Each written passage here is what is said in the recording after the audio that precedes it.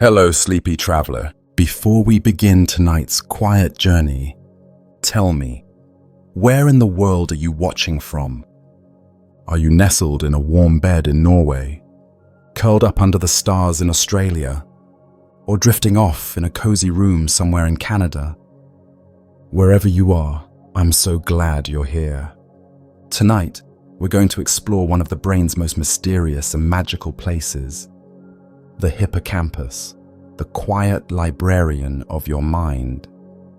Let's take a slow, gentle journey into the shadows of memory, dreams, and time. The hippocampus, a word that sounds almost mythical, like the name of an ancient sea creature or a forgotten island hidden beneath waves of thought.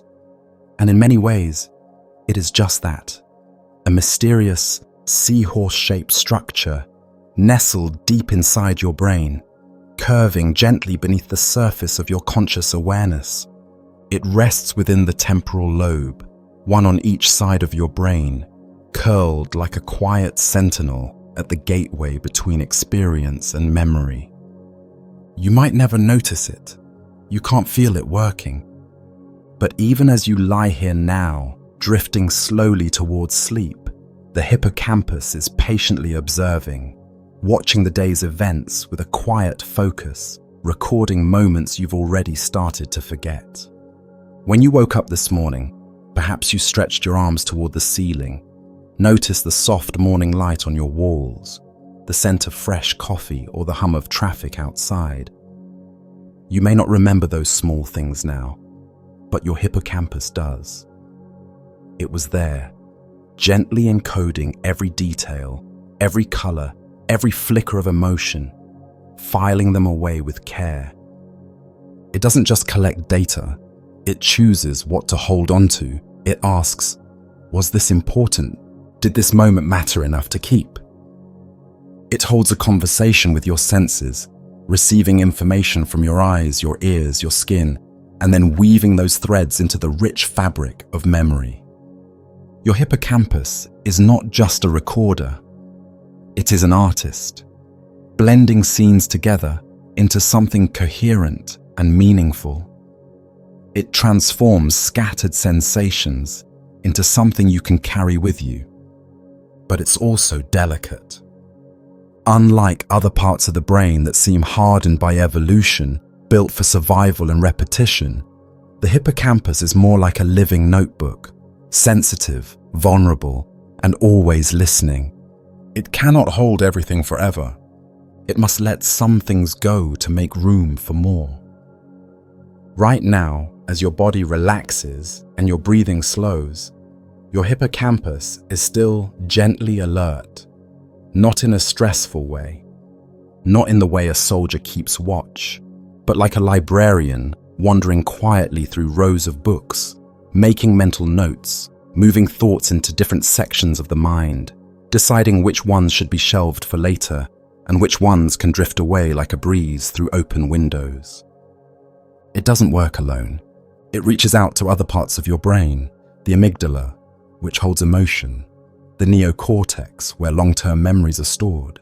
The hippocampus is like the center of a conversation, a translator between what you feel, what you experience, and what you will later remember. Some scientists believe that without a functioning hippocampus, you wouldn't remember what you had for breakfast this morning. You wouldn't remember where you lived last year. You might not even remember this moment right now as you lie here, listening, breathing, slowly fading into rest. Yet somehow, it works with such elegance that you never notice. It never calls attention to itself. It doesn't shout or rush or panic. It simply listens. It gently builds. And it does its best work while you sleep. The name hippocampus comes from the Greek words hippos, meaning horse, and campos, meaning sea monster. When early anatomists first saw its shape, curved, elegant, almost coiled like a question mark, they thought of a tiny seahorse hidden deep within the folds of the human brain. And so, This curious little structure received a name born from the ocean and mythology. It's fitting, really, because just like a creature of the deep, the hippocampus dwells in a hidden realm, below the surface of everyday thought, swimming quietly in the fluid space between memory and perception. You cannot see it in a mirror, you cannot feel it at work, but it is always there, tracing the contours of time, guiding your mind through the currents of experience. Imagine for a moment a seahorse floating in still water, delicate, peaceful, but also precise in its movement. That is the hippocampus, calm but focused, small but powerful. It is only about the size of your pinky finger, yet without it, the structure of your inner world would begin to dissolve. You wouldn't know where you were. You wouldn't remember who you met yesterday. You wouldn't even be able to form new memories going forward. Time itself would lose its meaning, becoming a series of disconnected fragments, slipping through your fingers like grains of sand. Scientists didn't always know just how vital this part of the brain was. But everything changed with the story of a man named Henry Molaison, often referred to simply as HM. In the 1950s, doctors removed both of his hippocampi in an attempt to cure his seizures. The operation was successful in that regard, but it came at an immense cost.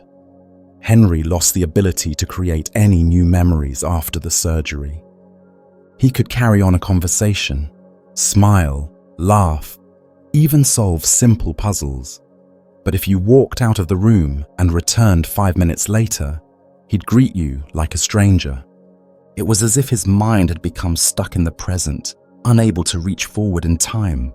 Through Henry's experience, scientists realized that the hippocampus is essential, not for storing memories permanently, but for creating them in the first place. It is the gateway through which experience passes before it can become something lasting. And though it cannot hold everything forever, it decides what gets sent onward to be kept. There's something deeply poetic about this. This tiny curled structure hidden inside your head is the reason you can carry yesterday into today. The reason you can remember your childhood bedroom. The reason you can recall the first time you fell in love, the sound of someone's laughter, or the way sunlight looked on the water last summer. But the hippocampus doesn't just preserve moments, it gives them shape. It takes what would otherwise be a blur of sensory noise and turns it into a story, your story. It knows that a single glance, a certain smell, or a particular phrase might be enough to bring an entire memory flooding back. And so it quietly tucks those details away, stitching together fragments into something meaningful. It's beautiful to consider that inside each of us, a pair of silent seahorses are gently navigating the waters of our mind, curating, connecting, and transforming experience into memory. As you relax deeper into stillness, your hippocampus remains active, not frantic or forceful, but steady and serene.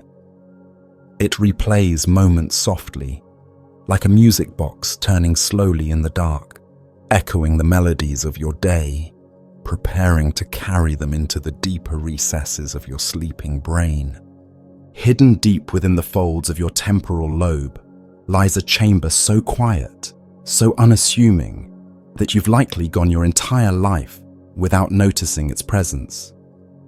And yet, this hidden structure, the hippocampus, is one of the most important rooms in the vast palace of your mind. It doesn't shimmer with electricity like the visual cortex, nor does it command movement like the motor cortex. It doesn't speak, shout, or demand your attention. Instead, it waits, it listens, it remembers. If you could shrink yourself down and step inside the brain, finding the hippocampus would feel like entering a secret archive, a long, softly lit hallway filled with memory scrolls, half-written thoughts, and emotional echoes. It is not a chaotic space, though it is alive with activity. It is organized, but not rigid. Every shelf holds fragments of your day, quietly collected, waiting to be reviewed. The hippocampus doesn't store your memories forever. That's a common misconception. Rather, it acts more like a sorting room, a temporary sanctuary where fleeting impressions from the day are gathered, examined, and gently prepared for long-term storage elsewhere in the brain. It's a little like developing film in the darkroom. The images aren't ready yet, but they're forming, taking shape, becoming real. And until they're fully formed, they live here. At any given moment, this part of your brain is receiving signals from all over your body, from the patterns of your footsteps to the expressions on someone's face, from the tone of a voice to the smell of rain on the pavement. These signals arrive like letters, and the hippocampus begins the careful task of opening, reading, and understanding each one. It must determine what to keep and what to discard. Not everything is worth saving. Not every moment becomes a memory. But how does it know? What makes one moment stick while another fades? The answer lies in subtlety, in pattern, in emotion. A routine drive to work may slip away entirely, forgotten by the next morning. But one unexpected word from a friend, a strange look from a stranger, a song you haven't heard in years, those are the moments the hippocampus may linger on. These details carry emotional weight, and that weight tells the brain, this matters. Hold on to this. Even as you lay still, your brain is never truly silent. Inside this hidden chamber, neurons are firing in complex patterns, like stars twinkling across a midnight sky. They communicate impulses and rhythms, passing messages between cells in a language older than words. Each pulse is a vote, a whisper, a quiet decision about what will become part of you and what will dissolve into the vast forgetting. The hippocampus is also beautifully symmetrical. There's one on each side of your brain, each performing its delicate task in harmony with the other. If you were to observe them under a microscope, you would see layers of tightly packed cells, organized in elegant loops, perfectly designed to handle memory flow. Like two tiny rivers, these loops allow information to travel, circle, and return, reinforcing itself with each pass. And while it works in harmony with other brain regions, the hippocampus is distinct. It has its own quiet rhythm, its own pulse, almost like a heartbeat within your brain. This rhythm changes when you sleep, slowing, deepening, preparing for the important work of memory consolidation. While you rest, it becomes even more active, replaying patterns from your day, reactivating specific neural circuits, reinforcing connections that will last a lifetime. The more you learn, the more it lights up. When you walk into a new place, when you meet someone for the first time, when you experience something unexpected, the hippocampus hums with activity. It recognizes novelty. It's drawn to change.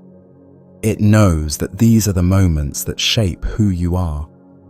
And even now, in this moment of stillness, your hippocampus is awake, quietly awake, patiently listening to the faint echoes of your day, not demanding your attention, but gently holding it, making space for what you felt, what you noticed, what moved you, and what perhaps you didn't even realize had touched your mind.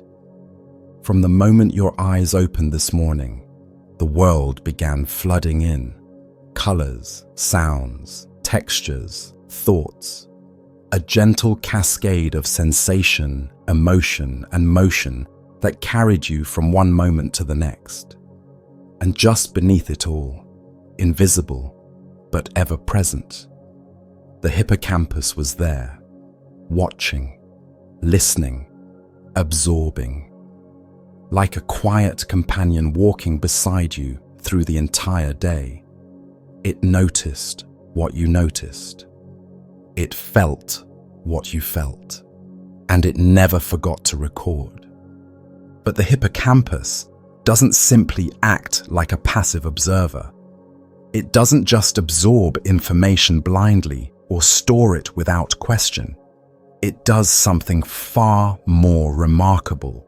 It listens with intention. It remembers with purpose. It begins the delicate process of transforming your passing experiences, so easy to overlook, into memories that can last a lifetime. To do this, it must first receive the raw material of your day. Every sensation you experience, every flicker of sunlight, every voice, every passing thought, arrives in your brain as a complex electrical signal. These signals pass through various sensory regions and eventually find their way to the hippocampus, where they're gathered and evaluated. Not all experiences make it this far. Many are filtered out, deemed unimportant. But those that do reach the hippocampus are considered worthy of attention, worthy of processing. Imagine the hippocampus as a kind of inner editor, sitting at the edge of a great stream of consciousness.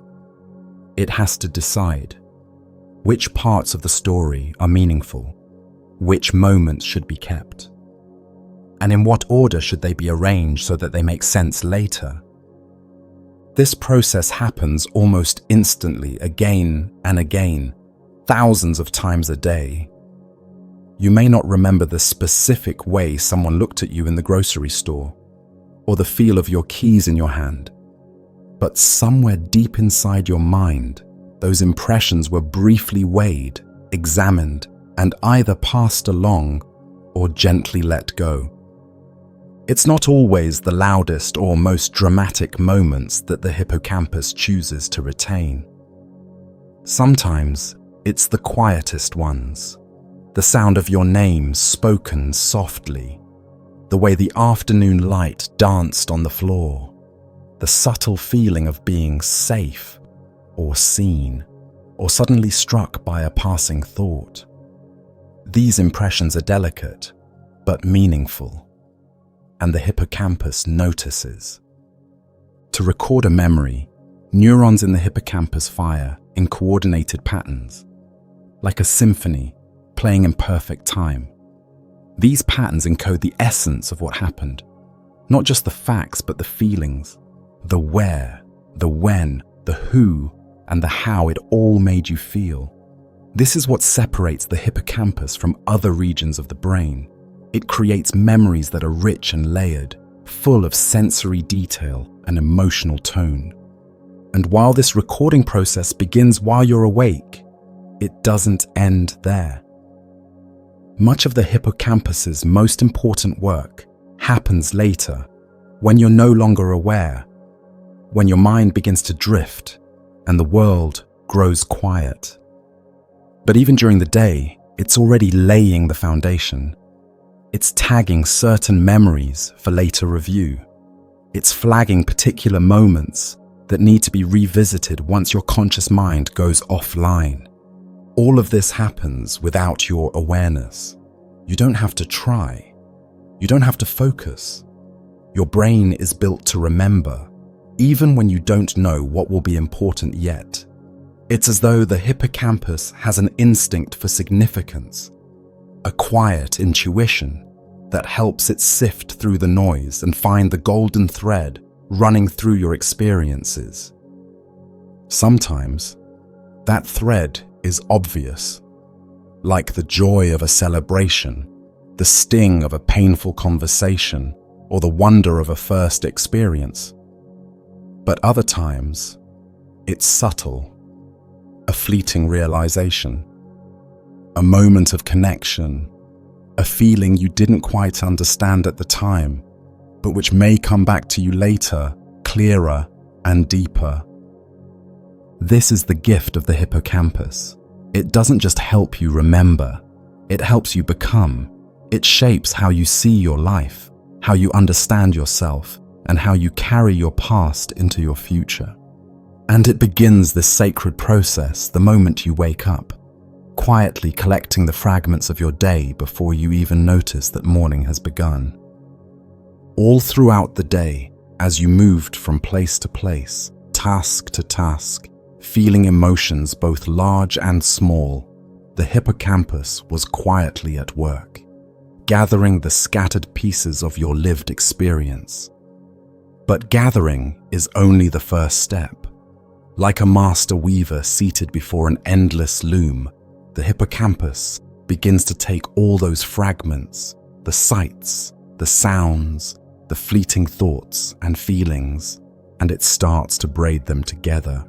Not randomly, not carelessly, but with purpose, with rhythm, with meaning. This is the true art of memory making. Moments on their own are simply raw material, loose strands. A sound without context is just noise. A face without emotion is only a shape. But when the hippocampus begins its work, something remarkable happens. The moment becomes a memory. The pieces begin to fit together. The light, the scent, the words spoken, the emotion felt. All of these are woven into a single thread, stored as one unified experience. You might not realize how many different elements are required for even a simple memory. Think of a time you sat in a quiet cafe. Your hippocampus recorded the soft hum of background conversation, the clink of cups, the aroma of coffee, the warmth of sunlight on your hands, and perhaps the calmness or sadness you felt in that moment. All of this, stored not in one place, but across many regions of the brain. And yet, it is the hippocampus that binds them together into something whole. When you remember that cafe, you don't remember pieces. You remember a moment, a feeling, a presence in time. That ability to bring coherence to chaos is one of the hippocampus's most powerful gifts. It creates narrative, and in doing so, it builds your sense of self.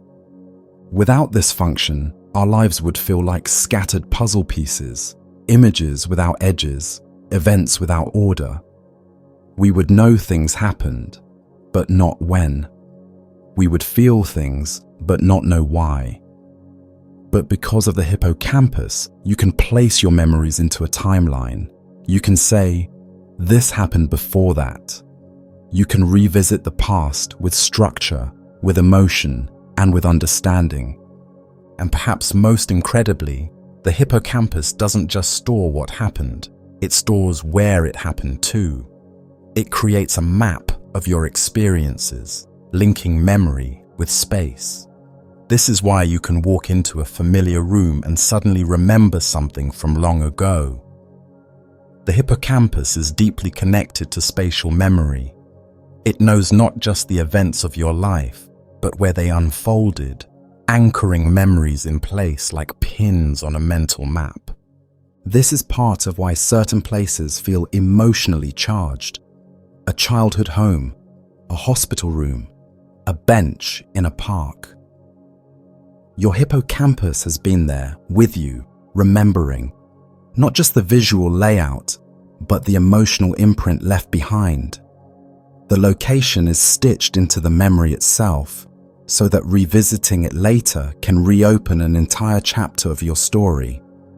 Even now, as you lie still and relaxed, the hippocampus is continuing its task, not frantically, not in haste, but slowly, almost meditatively. It takes the noise of the day and smooths it out. It arranges scattered impressions into something you can carry forward. Like a gentle tide pulling grains of sand into patterns, it brings shape to the chaos, order to the flow. And unlike a camera or a recorder, it doesn't just store facts, it stores meaning. It prioritizes what felt important, what mattered to you. The hippocampus doesn't simply reflect reality, it reflects your experience of reality. It doesn't care much for what happened in some objective sense. It cares about how it felt to be there, to see, to hear, to be alive in that moment.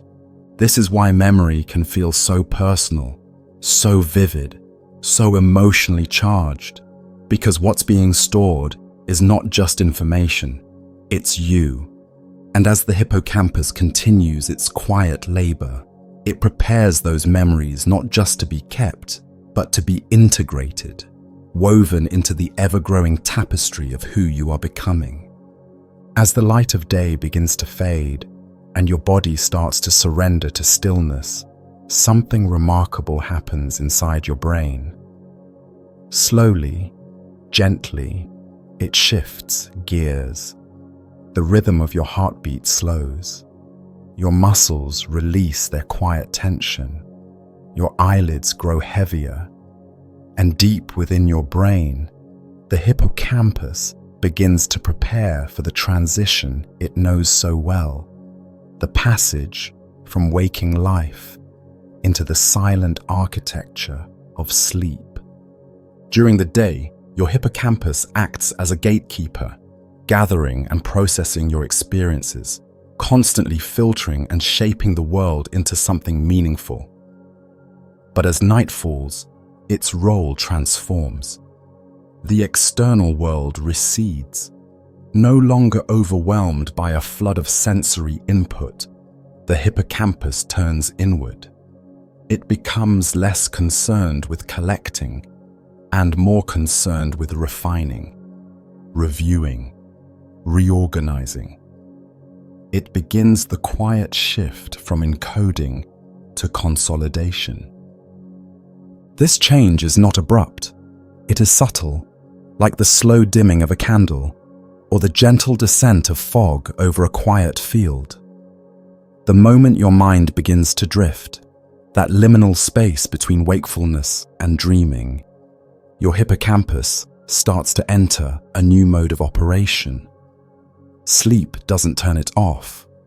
On the contrary, it awakens a different kind of awareness, one more focused, more internal, more profound. The transition into sleep brings with it a series of waves, slow, sweeping oscillations that move through the brain in perfect rhythm. These are the slow waves of deep sleep, and they are accompanied by short, rapid bursts of activity known as sleep spindles. Together, they create the perfect environment for memory consolidation. Like the changing tide, these patterns wash over the hippocampus and the cortex, creating a back and forth flow of information. This is the moment the hippocampus has been waiting for. Throughout the day, the hippocampus temporarily stores hundreds, if not thousands, of fleeting impressions. But its space is limited. It cannot hold everything forever. So at night, it begins the sacred task of transferring the most important memories to the neocortex, where they can be kept long-term. This process is delicate, intricate, and it requires a kind of mental quiet that only sleep can provide. Imagine a team of invisible librarians gently moving books from a crowded desk to the grand shelves of a timeless archive. Each memory is carefully lifted, reviewed, and placed in its proper location. The hippocampus sends out neural signals, tracing the pathways that the memory used during the day, replaying them again and again, as if practicing.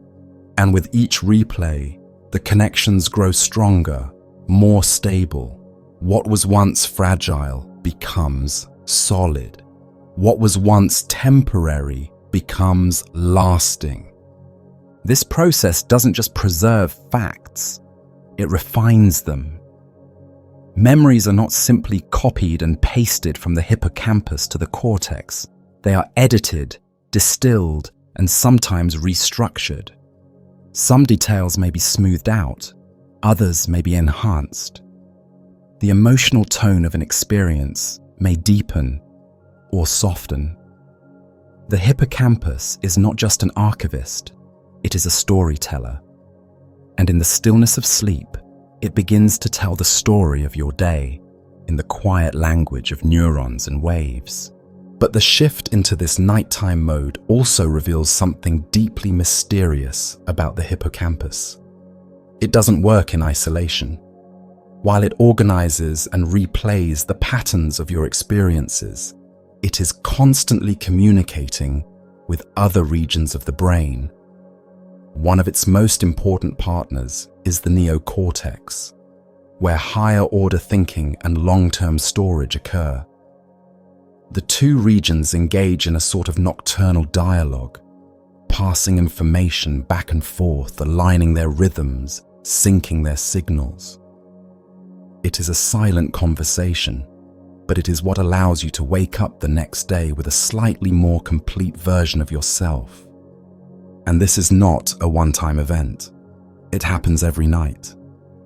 Every time you fall asleep, your hippocampus re-enters this sacred rhythm. It reopens the doors to its internal chamber and begins again, sorting, reviewing, deciding what to keep, what to strengthen, and what to quietly let fade away. Without this nightly work, your memories would blur, your sense of time would erode, and your ability to learn from the past would diminish. Even now, as your breathing slows and your body grows heavier, your hippocampus is gently preparing to step into this deeper role. It has spent the day gathering. Now it will begin to integrate, and all you need to do is rest. As your body begins to slip more fully into sleep, your brain enters a new dimension of activity, one that seems, on the surface, paradoxical. Though you are unconscious, your brain is far from inactive. In fact, it is alive with waves of electricity and light. And at the center of this quiet storm, the hippocampus begins its most intimate task, weaving your day into the fabric of long-term memory through patterns that resemble music, structured, rhythmic, almost poetic in their flow.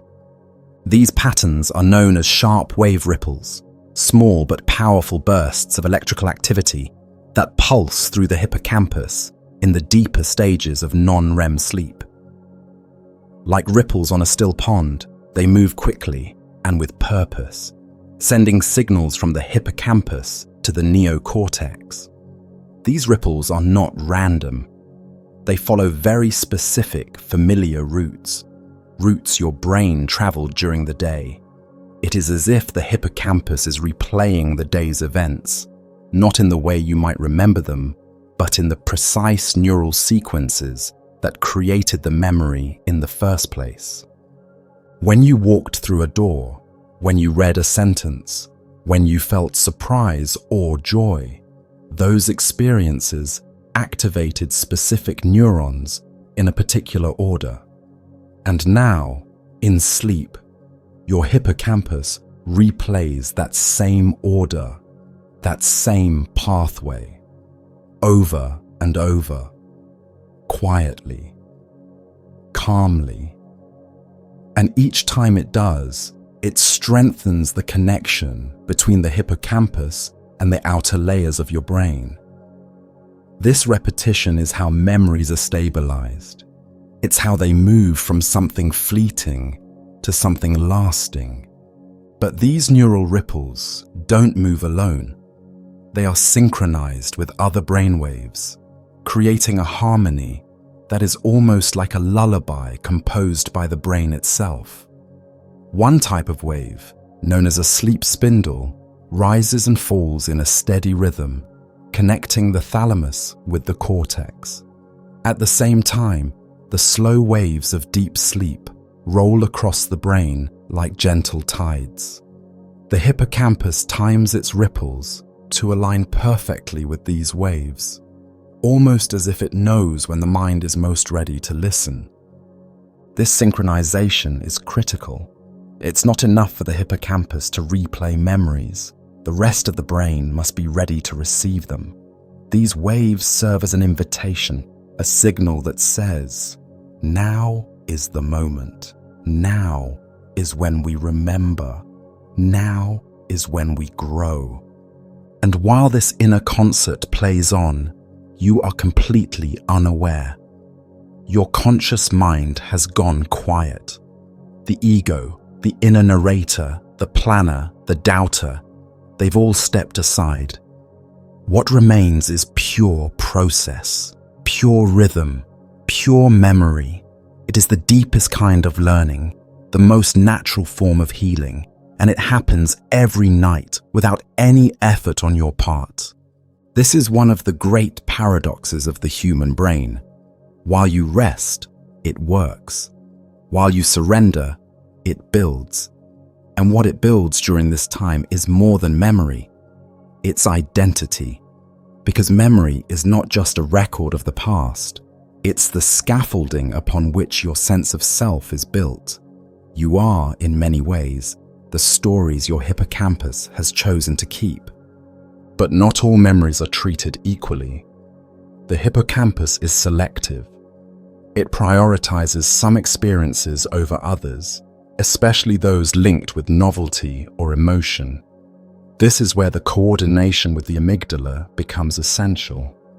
The amygdala, which processes emotion, often flags certain events for special attention.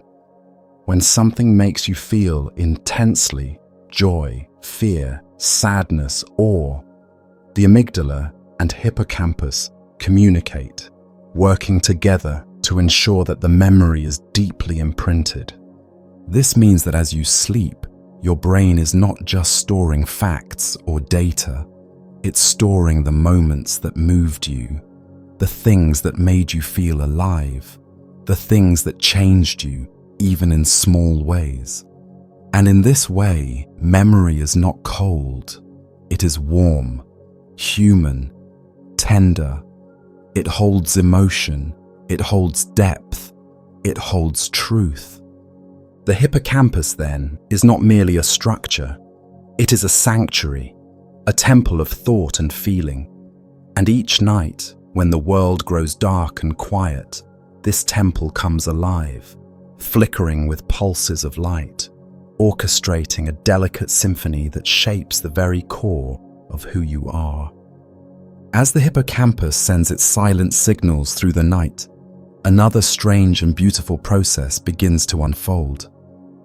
You've slipped further now, beyond the deep, still waters of slow-wave sleep and into the shifting, surreal landscapes of dreams. This is the realm of REM sleep, where your eyes flicker behind closed lids and the stories of the night begin to form. It's here, in this liminal world, that the hippocampus becomes something more than just a recorder. It becomes a dreamer. The connection between the hippocampus and dreaming is profound, though still not fully understood. Scientists know that REM sleep is essential for memory integration, creativity, and emotional processing. And at the heart of it all is the hippocampus, whispering old stories in new ways, blending fragments of experience into strange and wondrous scenes. It is no longer simply replaying memories, it is reimagining them. Your dreams are not random. They may seem strange, but beneath their odd juxtapositions and fluid logic lies a purpose. The hippocampus, along with its close allies in the brain's emotional and visual centers, selects bits and pieces from your waking life, sometimes from the day just past, sometimes from years ago, and begins to mix them.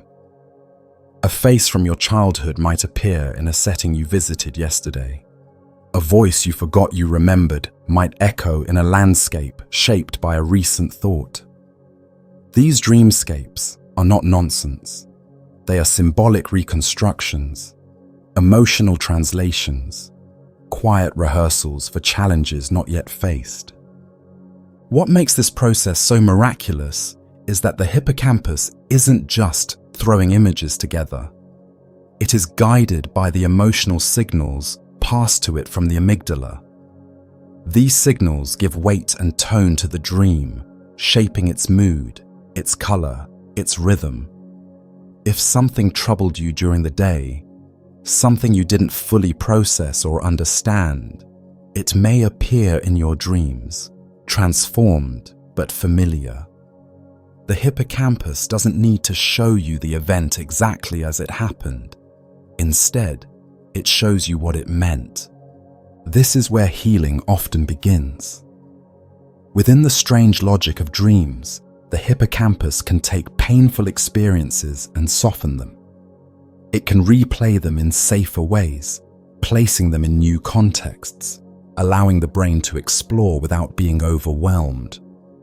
Some call this emotional memory processing. Others see it as a kind of overnight therapy. But whatever name we give it, the result is the same. You wake up feeling slightly lighter, slightly more whole, even if you don't remember the dream that carried you there. Not all dreams are peaceful. Some are intense, unsettling, or confusing, but even these dreams serve a function. They are signals from the deep, messages that something inside you is shifting, evolving, seeking resolution. The hippocampus, ever watchful, is guiding that process, helping you confront and reshape what lives within your mind. Even in darkness, even in sleep, it is helping you grow. And remarkably, this dreaming function is not isolated. While the hippocampus weaves its stories, the rest of the brain participates as well. The visual cortex lights up with imagined imagery. The emotional centers swell with feeling. The default mode network, your brain's introspective circuit, begins to glow, linking ideas and sensations across time.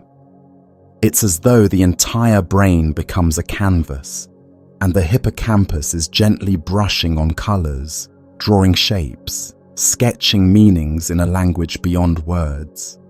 Some scientists believe that dreaming is the hippocampus's way of rehearsing possibilities. By simulating different scenarios, some rooted in reality, others entirely new, the brain prepares you for the unexpected.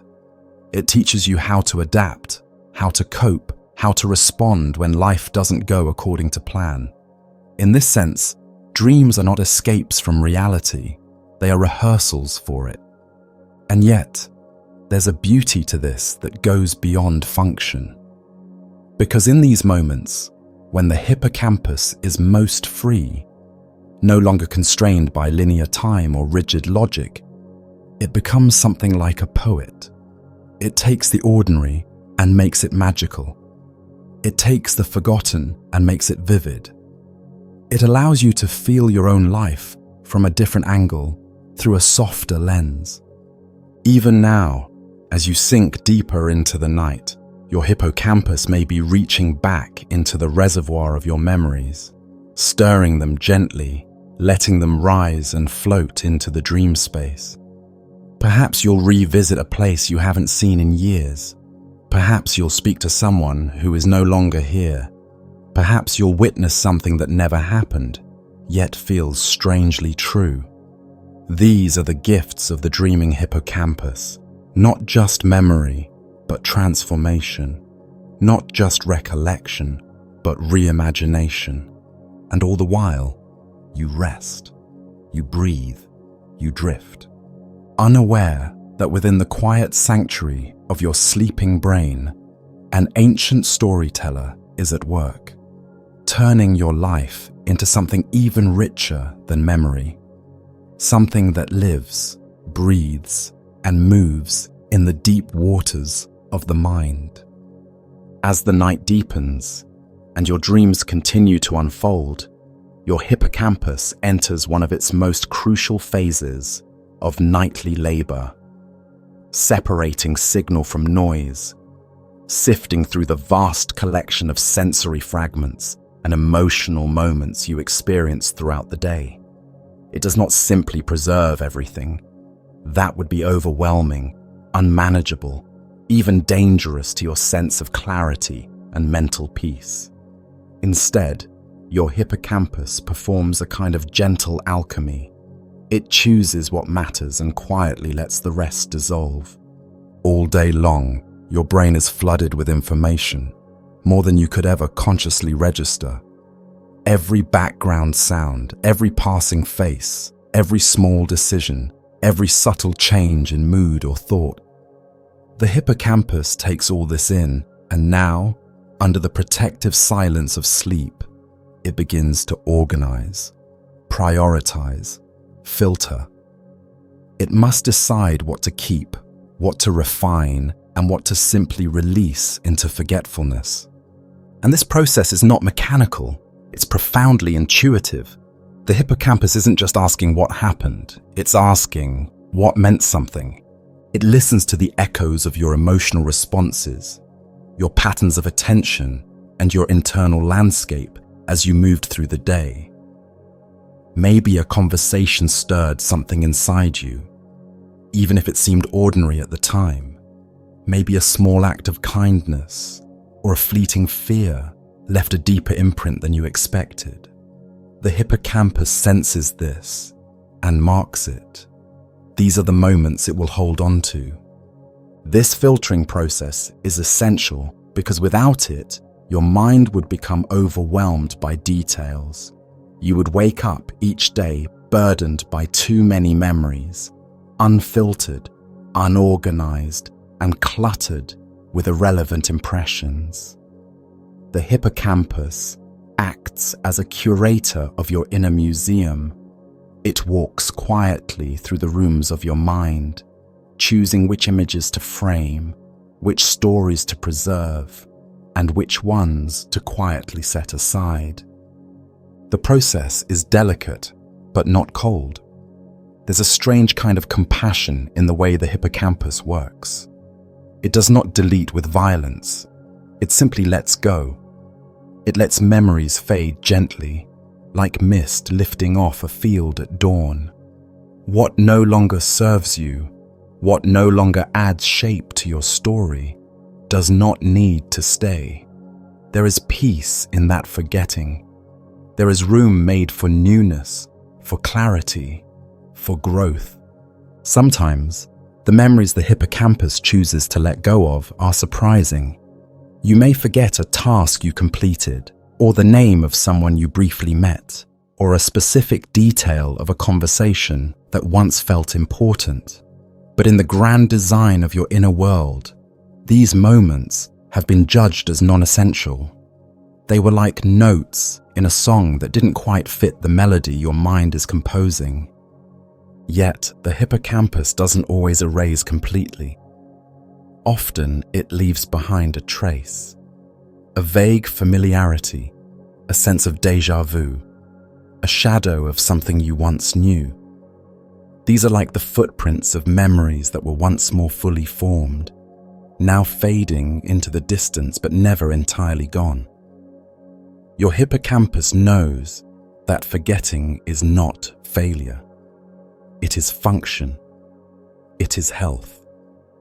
It is the brain's way of making space for the present. And while it filters, it also protects. It guards the memories that have value, the moments that define your relationships, your identity, your understanding of the world. These are treated with care. They are rehearsed during sleep, strengthened, and gently woven into the greater architecture of your mind. They become part of the network that helps you navigate life, recognize faces, understand language, recall wisdom, and feel continuity with who you were yesterday, last year, even as a child. This balance between remembering and forgetting is not just a biological process, it is a quiet philosophy. The hippocampus teaches us, without words, that we do not need to hold on to everything, that life is not meant to be a perfect archive, that some things are meant to pass through us, to be felt and then released, and that what stays, what truly stays, is what has shaped us, touched us, and helped us become who we are. Even now, as your body lies still and your breath moves gently in and out, the hippocampus continues this sacred work. It listens for meaning in the quiet. It reviews the stories of your day with care, and with each pulse, each ripple, each wave of sleep, it makes its choices, not with judgment, but with wisdom, always seeking to leave behind a mind that is just a little clearer, a little lighter, a little more ready for tomorrow. Within the deep silence of sleep, where no conscious thought is stirring, the hippocampus moves through the hidden corridors of your mind like a gentle caretaker. It is not rushed. It does not stumble. It glides through the stillness, tending to your memories with a reverence that seems almost spiritual. Each moment you live today, each glance, each word, each flicker of emotion is now laid out before it, waiting to be understood. Not judged, not analyzed, but understood in the language of experience, meaning, and time. The hippocampus doesn't work alone in this task. It is surrounded by allies, regions of the brain that it communicates with constantly. But there is something unique about the hippocampus. It is not content to simply hold on to memories. It must pass them forward. It knows its own limits. Its storage is temporary. Its role is transitional. And so, like a wise librarian who knows that their time with the manuscript is short, it must ensure that the right memories are placed on the right shelves, in the right archives, for safekeeping. And in this delicate process, there is an image that often comes to mind. An image of the hippocampus walking softly through the halls of the brain, moving between chambers of thought, emotion, sensation, and meaning. A solitary figure, lit by moonlight, carrying memory like a fragile candle. It is never hurried, never careless. It moves with quiet certainty. It knows where each piece belongs. In this space, the hippocampus becomes something more than a biological structure. It becomes the guardian of your inner world, the keeper of your lived truth. It listens not just to the external events of your day, but to the internal response. What touched you? What passed unnoticed? What left a mark without a sound? This is the level at which the hippocampus operates, beneath language, beneath logic, within the sacred hum of perception itself. Right now, as your physical body lies in a state of complete rest, the hippocampus continues its quiet rounds. It does not sleep. It does not falter. It returns to the impressions it gathered when you were awake and revisits them one by one. There is no rush. Each memory is a world, each emotion a signal, each forgotten detail a whisper that might still contain some quiet meaning. And the way it does this is not mechanical. It is rhythmic, flowing, graceful. The hippocampus doesn't simply retrieve data, it relives, it reactivates. It sparks the same neural circuits that were first lit when you had the experience. It replays the sequence of activation, the spatial patterns, the emotional resonance. It breathes life into memory, not to change it, but to strengthen it, to ensure it is stable enough to last, yet flexible enough to evolve. Some memories, as they are replayed, begin to fade gently. They lose sharpness, their edges blur. Others come into focus more clearly, glowing with renewed importance. This is not failure, this is wisdom. Your hippocampus knows that not every memory is meant to be precise. Some are meant to soften, to become background color, to lose their detail but keep their tone. There is beauty in this, a kind of mercy. Your brain is not a hard drive. It is not trying to remember everything perfectly. It is trying to remember everything meaningfully. It is shaping a version of the world, of yourself, that feels coherent, livable, human. And the hippocampus is guiding this process every night, every hour, through every breath you take while you sleep. As this silent librarian moves through your memories, it also makes connections you were not aware of. It finds patterns between events that seemed unrelated. It notices echoes, similarities, subtle emotional resonances. It may link today's quiet sadness with an older memory you thought was gone. It may tie together the joy you felt this afternoon with something from a distant past. These connections are not made with words.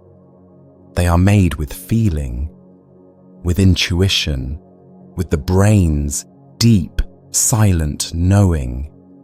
These are not always memories that will rise to the surface when you wake. Some will remain hidden, working beneath your awareness.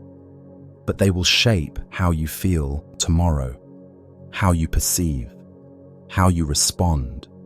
Your hippocampus is not just preserving who you were, it is gently preparing who you will become.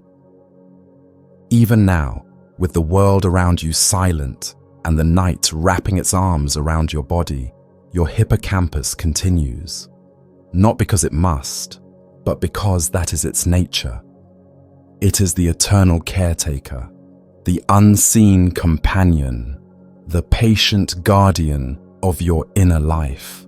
And in the sanctuary of your dreaming mind, it moves from memory to memory, with kindness, with grace, and with a love for your life that you may never fully see, but which is always there, always watching, always remembering. As your hippocampus moves through the memories of the day, organizing, strengthening, and sometimes releasing them, it does not work in isolation. Beside it, almost like a silent partner in a dance of shadows and light, lies another ancient structure of the brain, smaller, almond-shaped, and filled with feeling. This is the amygdala, the emotional sentinel, the interpreter of danger and desire, of joy and fear, of the raw sensations that live beneath words. And between the hippocampus and the amygdala, a constant and invisible exchange is taking place, one that shapes not only what you remember, but how those memories feel. For the hippocampus, memory is context. It records the where, the when, the sequence, the setting. But for the amygdala, memory is intensity. It assigns a pulse to your recollections, a heartbeat of meaning that tells your brain, this mattered. It is the amygdala that knows when your voice trembled during a conversation, when your stomach clenched in uncertainty, when your chest opened with warmth in the presence of someone you love. And every time it detects an emotional charge, it sends a quiet message to the hippocampus. This is important. Don't forget this.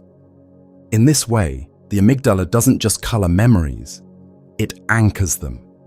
Emotional memories are the ones that stay with us the longest, not because we try to hold on to them, but because the brain marks them as vital. Your hippocampus listens to this emotional guidance. It gives more attention, more space, more energy to moments that carried feeling. This is why you may remember in vivid detail where you were when something tragic happened, or why the scent of a particular flower can instantly transport you to a day from years ago. The memory itself lives in the hippocampus, but the emotional glue that holds it tight, that lives in the amygdala. The two structures are connected by deep neural pathways, running like hidden wires between chambers of the unconscious mind. These pathways allow the emotional tone of your experiences to shape the structure and strength of the memories being formed. When the amygdala is highly active, during moments of stress, fear, love, or wonder, it enhances the hippocampus's ability to encode those experiences. It says, in essence, this is a turning point. This must be remembered. And so, while you sleep, your hippocampus doesn't just replay the events of the day in order. It replays the ones charged with emotion, the ones where you felt something stirring inside. And as it reactivates those moments, the amygdala responds too, resonating with the feelings that accompanied the memory. This back and forth creates a deep trace, like a groove being carved into the surface of your consciousness. These are the memories that last, the ones that change you. But the interaction is more than just preservation. It is also interpretation. The hippocampus helps the amygdala understand the broader context. The amygdala may react strongly to something, a sound, a word, a fleeting glance. But without the hippocampus, it cannot place that reaction in time or space. It cannot tell whether this fear is from something happening now or something that happened long ago. The hippocampus grounds the emotion. It tells the amygdala, this happened yesterday. This is a memory, not a threat. It helps your brain separate past from present, and this is vital for your emotional health. When this system functions in balance, your memories become integrated and whole. Emotional experiences are held safely in the past, but can be recalled when needed. They become sources of wisdom, not wounds that reopen without warning. But when the communication between hippocampus and amygdala falters due to trauma, stress, or neurological injury, this balance can be disrupted. Emotions may surge without a clear source. Memories may intrude uninvited. The past may feel like it's happening all over again. And so, the nightly interaction between these two structures is not just about memory, it's about healing. During sleep, as the hippocampus replays emotional memories, the amygdala has the opportunity to reprocess them in a calmer state. You're not reliving the pain consciously, but your brain is working through it quietly. The hippocampus reminds the amygdala, you are safe now. This moment is gone. You survived. And through this nocturnal process, the emotional charge may soften, the memory may remain, but the sting can fade. Even now, in the quiet night, this dance continues. The hippocampus and amygdala are not resting. They are listening to one another, adjusting the balance of your inner world, tuning the instrument of your memory so that you can wake with a sense of emotional clarity. You may not notice it when you open your eyes in the morning, but something will have shifted. A weight may feel lighter. A fear may seem farther away. A joy may suddenly feel more accessible. These changes do not come with fanfare. They are quiet miracles, born in the dark. And at the center of it all, your hippocampus continues its watch, gently holding your memories, while the amygdala hums beside it, reminding your brain what truly mattered, what was felt, what left an echo in your soul. There is a certain kind of memory that lives not in words, not in numbers or facts, but in faces. A look, a glance, a subtle expression. These are the kinds of moments that shape us in ways we don't always understand. They linger in the shadows of the mind, resurfacing unexpectedly, carried not in language but in feeling. And it is within the quiet folds of your hippocampus that these kinds of memories find a place to rest. Facial recognition is one of the brain's most remarkable abilities. From the earliest days of life, Even as a newborn, the brain shows a preference for faces.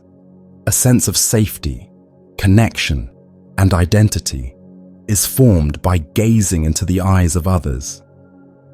And as you grow older, the hippocampus becomes one of the core architects behind this process, taking in the subtle geometry of features, storing the emotional tone of encounters, and linking those images to names, emotions, and histories. But the hippocampus doesn't merely catalogue faces the way a computer stores photographs. It captures them in context. It remembers not just the curve of a smile or the colour of someone's eyes, but the moment that smile appeared, the setting, the conversation, the warmth or coldness in the air. When you recall a face, you are not recalling a frozen image. You are recalling a moment, an emotional signature, a sensory snapshot filled with invisible threads. This is why, when you dream, faces often return to you. Not always clearly, not always logically, but they return. A person you haven't seen in years may suddenly appear in the dreamscape, often saying little, simply existing in the background of your subconscious mind. And sometimes, it's not even someone you remember consciously. A stranger's face seen only once on a train, a teacher from the edges of childhood, someone you passed briefly in a crowd. Your hippocampus saw them, it remembered, and this memory, this capacity to recall faces, is tied deeply to emotion. The hippocampus rarely stores a face on its own. It almost always tags it with a feeling, a sense of trust, of love, of betrayal, of longing. These emotional threads are spun in cooperation with the amygdala, which gives color to the memory and tells the hippocampus, this one mattered. This is why the memory of someone's face can bring tears, even after many years. It's not just the face, it's the emotional world wrapped around it. Even now, as you rest, your hippocampus may be tracing the outlines of familiar faces, not with effort, not with intention, but as part of its quiet nightly scan. It revisits the day's social encounters, the people you spoke with, however briefly, the expressions they wore, the tones in their voices. It asks, was there warmth? Was there distance? Did something change? And in asking these questions, it begins to encode those experiences. This is part of why social memory is so deeply embedded in who we are. It influences how we form relationships, how we maintain them, how we interpret subtle cues from others. The hippocampus builds a kind of social map, not just of people, but of your felt experience with them. You remember how someone made you feel as much as what they said, and the hippocampus files that away, sometimes permanently. In fact, when this region is damaged or weakened, people may lose the ability to recognize even those closest to them. It is one of the most devastating losses imaginable, not because the data is gone, but because the connection, the emotional story behind the face can no longer be recalled. It is as though the thread has been cut. The name may be remembered, the facts may remain, but the essence, that felt presence, is missing. And so the hippocampus works tirelessly each night to preserve those threads. It does so in the dark, without praise or awareness, sorting through your social world, strengthening what must be kept, gently letting go of what has faded. This is not simply memory, it is intimacy. It is the brain's way of holding on to others, of keeping their presence alive within you, even when they are far away, even when they are no longer in your life. Some faces, of course, never fade. Some remain vivid, no matter how much time has passed. A childhood friend, a lost parent, a first love. The hippocampus tends to these memories like a firekeeper, returning to them again and again, replaying the moments, reinforcing the connections. You may not dream of them every night, but somewhere within your sleeping mind, they are there, resting, glowing softly, safe in the gentle hands of memory. And even in new experiences, your hippocampus is comparing. It looks at each face you see and asks, have we met? Do they remind you of someone else? What do they make you feel? It is constantly searching for familiarity, for patterns, for echoes of the past in the faces of the present. This subtle process often happens below consciousness, but it colors how you feel about people instantly, even before a single word is exchanged. Now, as your mind floats deeper into sleep, this quiet social mapping continues. Your hippocampus doesn't sleep the way you do. It is sifting, cross-referencing, exploring the rich network of human connection that has formed your emotional history. And in this slow, endless rhythm, it protects the stories told through faces, the silent narratives of glances shared, of smiles exchanged, of pain witnessed in the eyes of others. There are some memories that live so deeply within us, they seem to rise without warning, as if carried by a wind we cannot see. Among these are memories of place, not just the visual image of a location, but the feeling of being there, the way your body moved through the space, the way the air smelled, the angle of the light, the shape of the ground beneath your feet. These spatial memories are not stored in a simple file marked location. They are etched into the very architecture of your brain by the hippocampus, which does not just remember where things happened, it maps them. Unlike other regions of the brain that specialize in singular tasks, vision, movement, emotion, the hippocampus does something astonishing. It builds internal maps of the world you live in. It creates a detailed, constantly evolving model of your surroundings, from the layout of your childhood home to the pattern of streets in your neighborhood. And it does so in a way that is both precise and emotional. It doesn't just remember where you were, it remembers how it felt to be there. This ability is made possible by specialized cells in the hippocampus known as place cells. These neurons activate in response to specific locations in your environment. When you enter a familiar room, a unique pattern of place cells lights up, as if your brain were whispering, "I've been here before." These cells don't work in isolation. They form networks that encode spatial relationships. How close the kitchen is to the hallway, where the door is relative to the window, the direction of the stairs. Over time, these neural patterns become more refined, more accurate, giving you a reliable internal sense of direction. But even more remarkably, this spatial awareness exists in your sleep. When you dream of walking through a house or returning to a place from your past, it is your hippocampus that reconstructs the space. It doesn't just imagine a location, it recreates it using the original neural patterns. The same place cells that fired when you were there awake now, fire again as you revisit the space in your dreams. It's a kind of memory rehearsal, a return not just to what happened, but to where it happened. This spatial memory is not limited to external environments. It also shapes your understanding of time.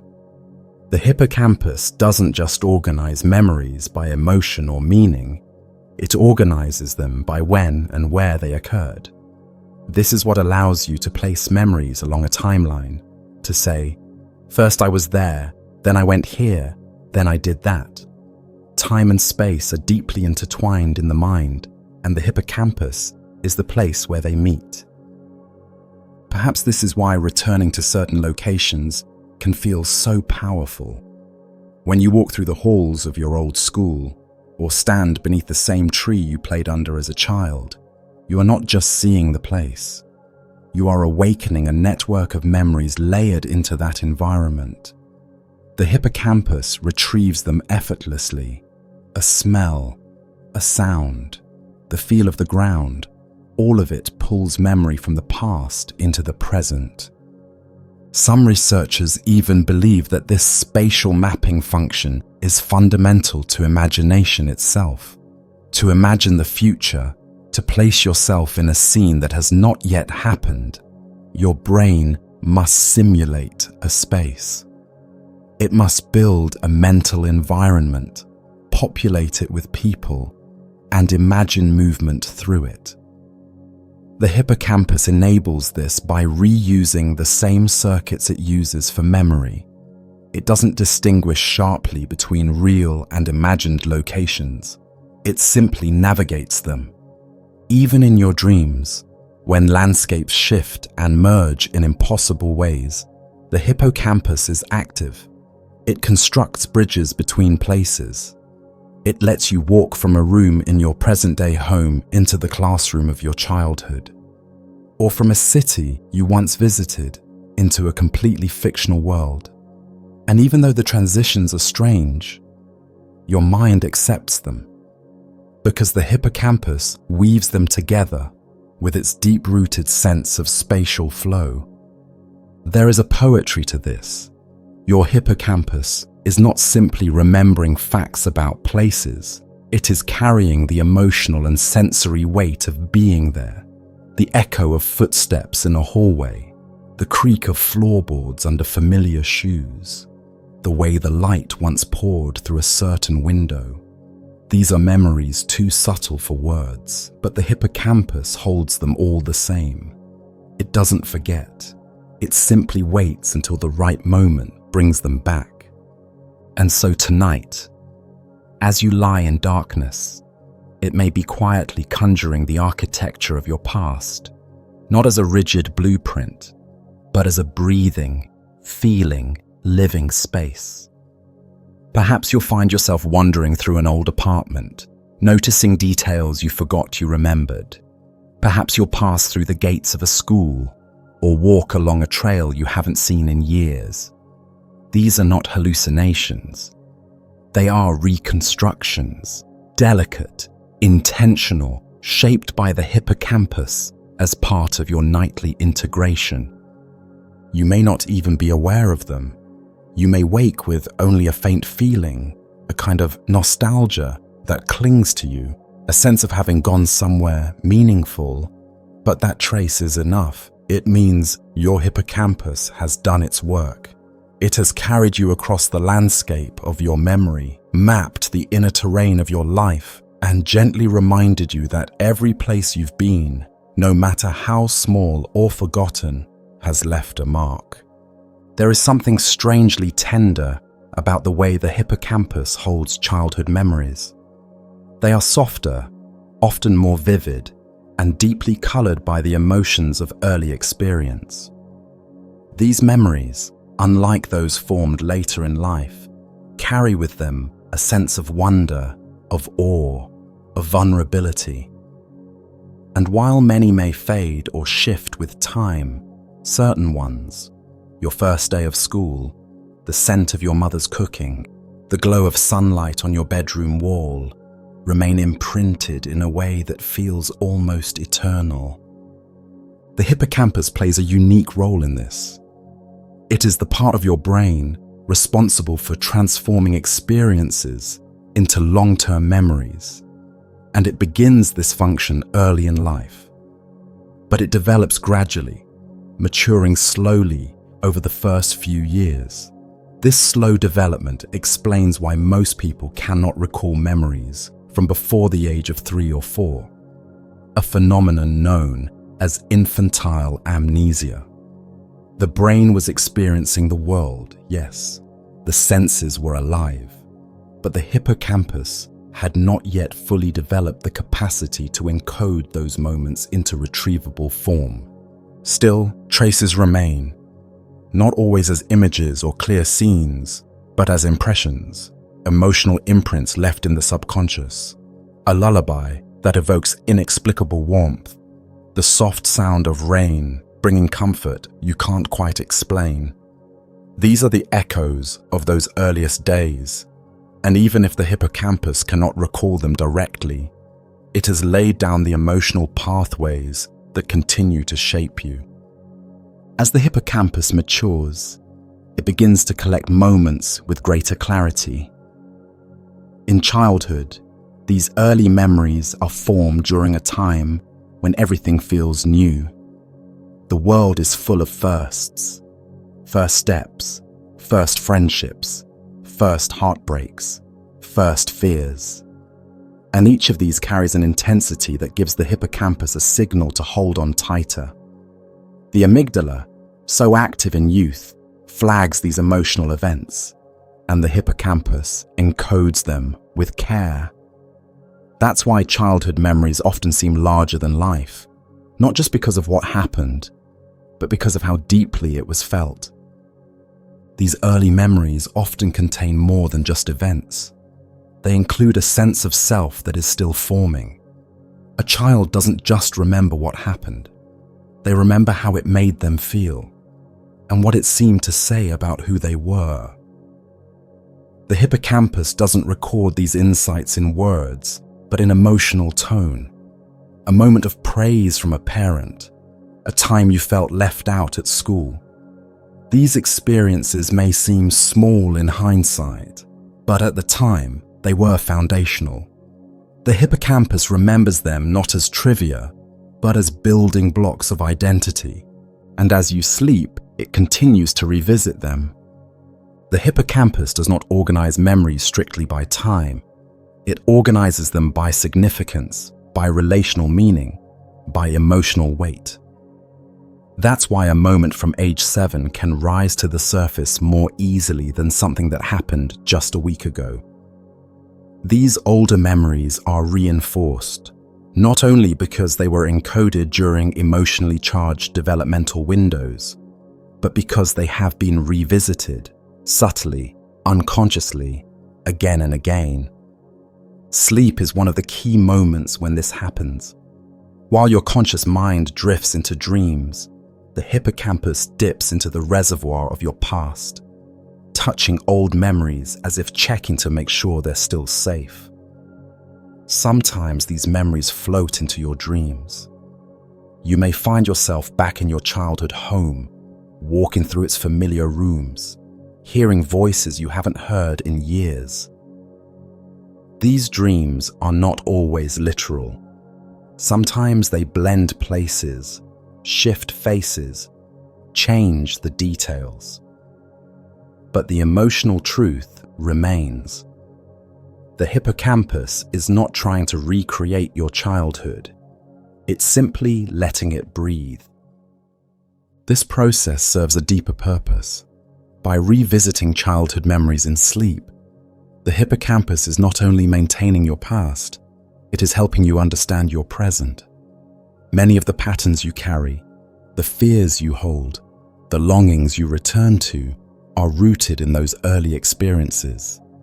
The hippocampus, working with the emotional centers of the brain, offers you quiet access to these roots, not to burden you, but to help you integrate. And it's not only the difficult moments it brings back.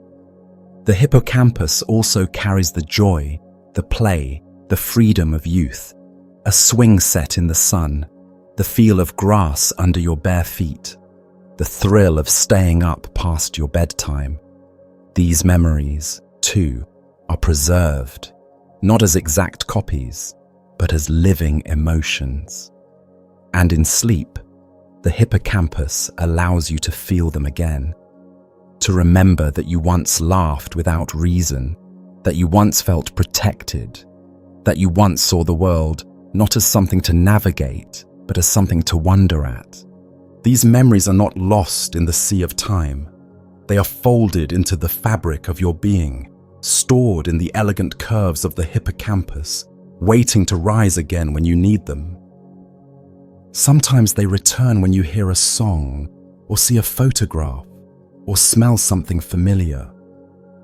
Other times they come without warning, a flash of nostalgia, a sudden warmth in the chest.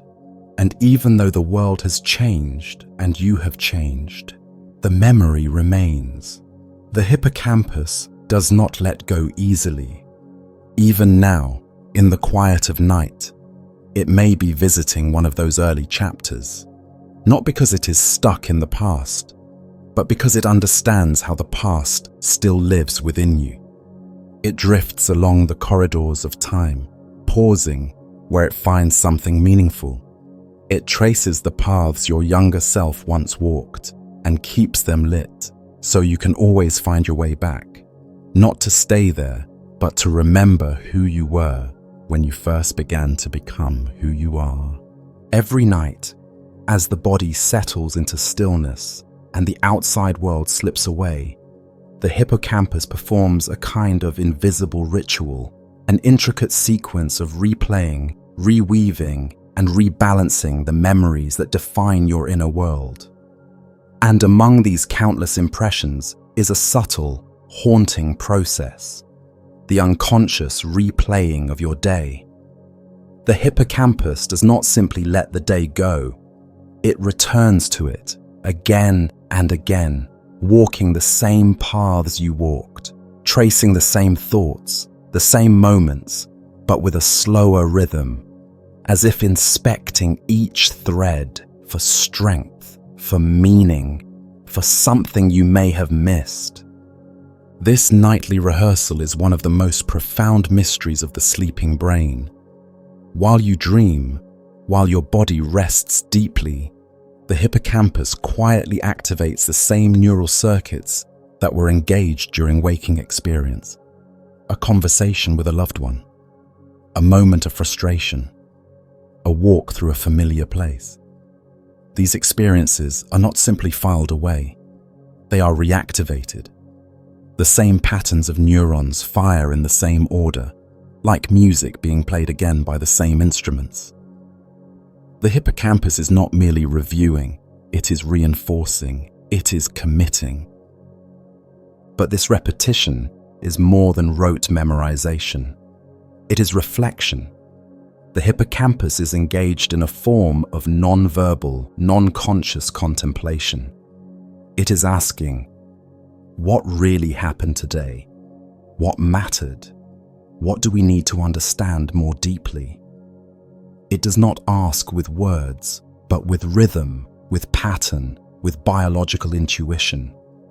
And in doing so, it decides what becomes part of the story of you and what is allowed to quietly fade. This process is particularly active during non-REM sleep, when the brain enters a deep, slow oscillation that provides a calm and stable environment for memory reactivation. During this phase, the hippocampus sends bursts of activity, sharp wave ripples, to the neocortex, triggering the same circuits that were involved during the original experience. This back and forth exchange allows memories to be slowly transferred, piece by piece, from the fragile temporary storage of the hippocampus into the more permanent architecture of long-term memory. But it is not a cold, mechanical transfer. There is care in this movement. The hippocampus replays experiences in a selective order. It chooses to return to moments of emotional intensity first, those filled with surprise, beauty, discomfort, affection, uncertainty. These are the memories with gravity, the ones that weigh more, and it is these that are revisited most often. The hippocampus seems to understand, on a level we cannot consciously access, that the emotional texture of a moment is what gives it staying power. You may have noticed this in your own life, how something seemingly small, a passing comment, a silent look, lodges itself in your memory and stays, while something larger fades away without a trace. That is the work of your hippocampus, responding not just to what happened, but to how it felt. It remembers not only through logic, but through resonance. And during sleep, when distractions fall away, it is able to return to those moments with undivided attention. Sometimes, the hippocampus replays the same memory many times in a single night. This repetition strengthens the neural connections associated with the experience, embedding it more deeply into your cognitive framework. But it also opens the door for subtle reinterpretation. The hippocampus doesn't always replay memories the same way. It allows for variation, for flexibility.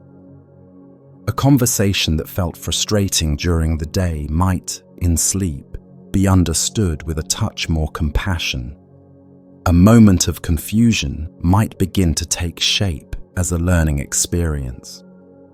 Through this gentle reshaping, your mind begins to prepare not just to remember the past, but to respond differently in the future. And while the hippocampus is revisiting the day, it is also weaving connections between what just happened and what came before. It searches your vast mental archive for similar experiences, similar patterns, echoing emotions.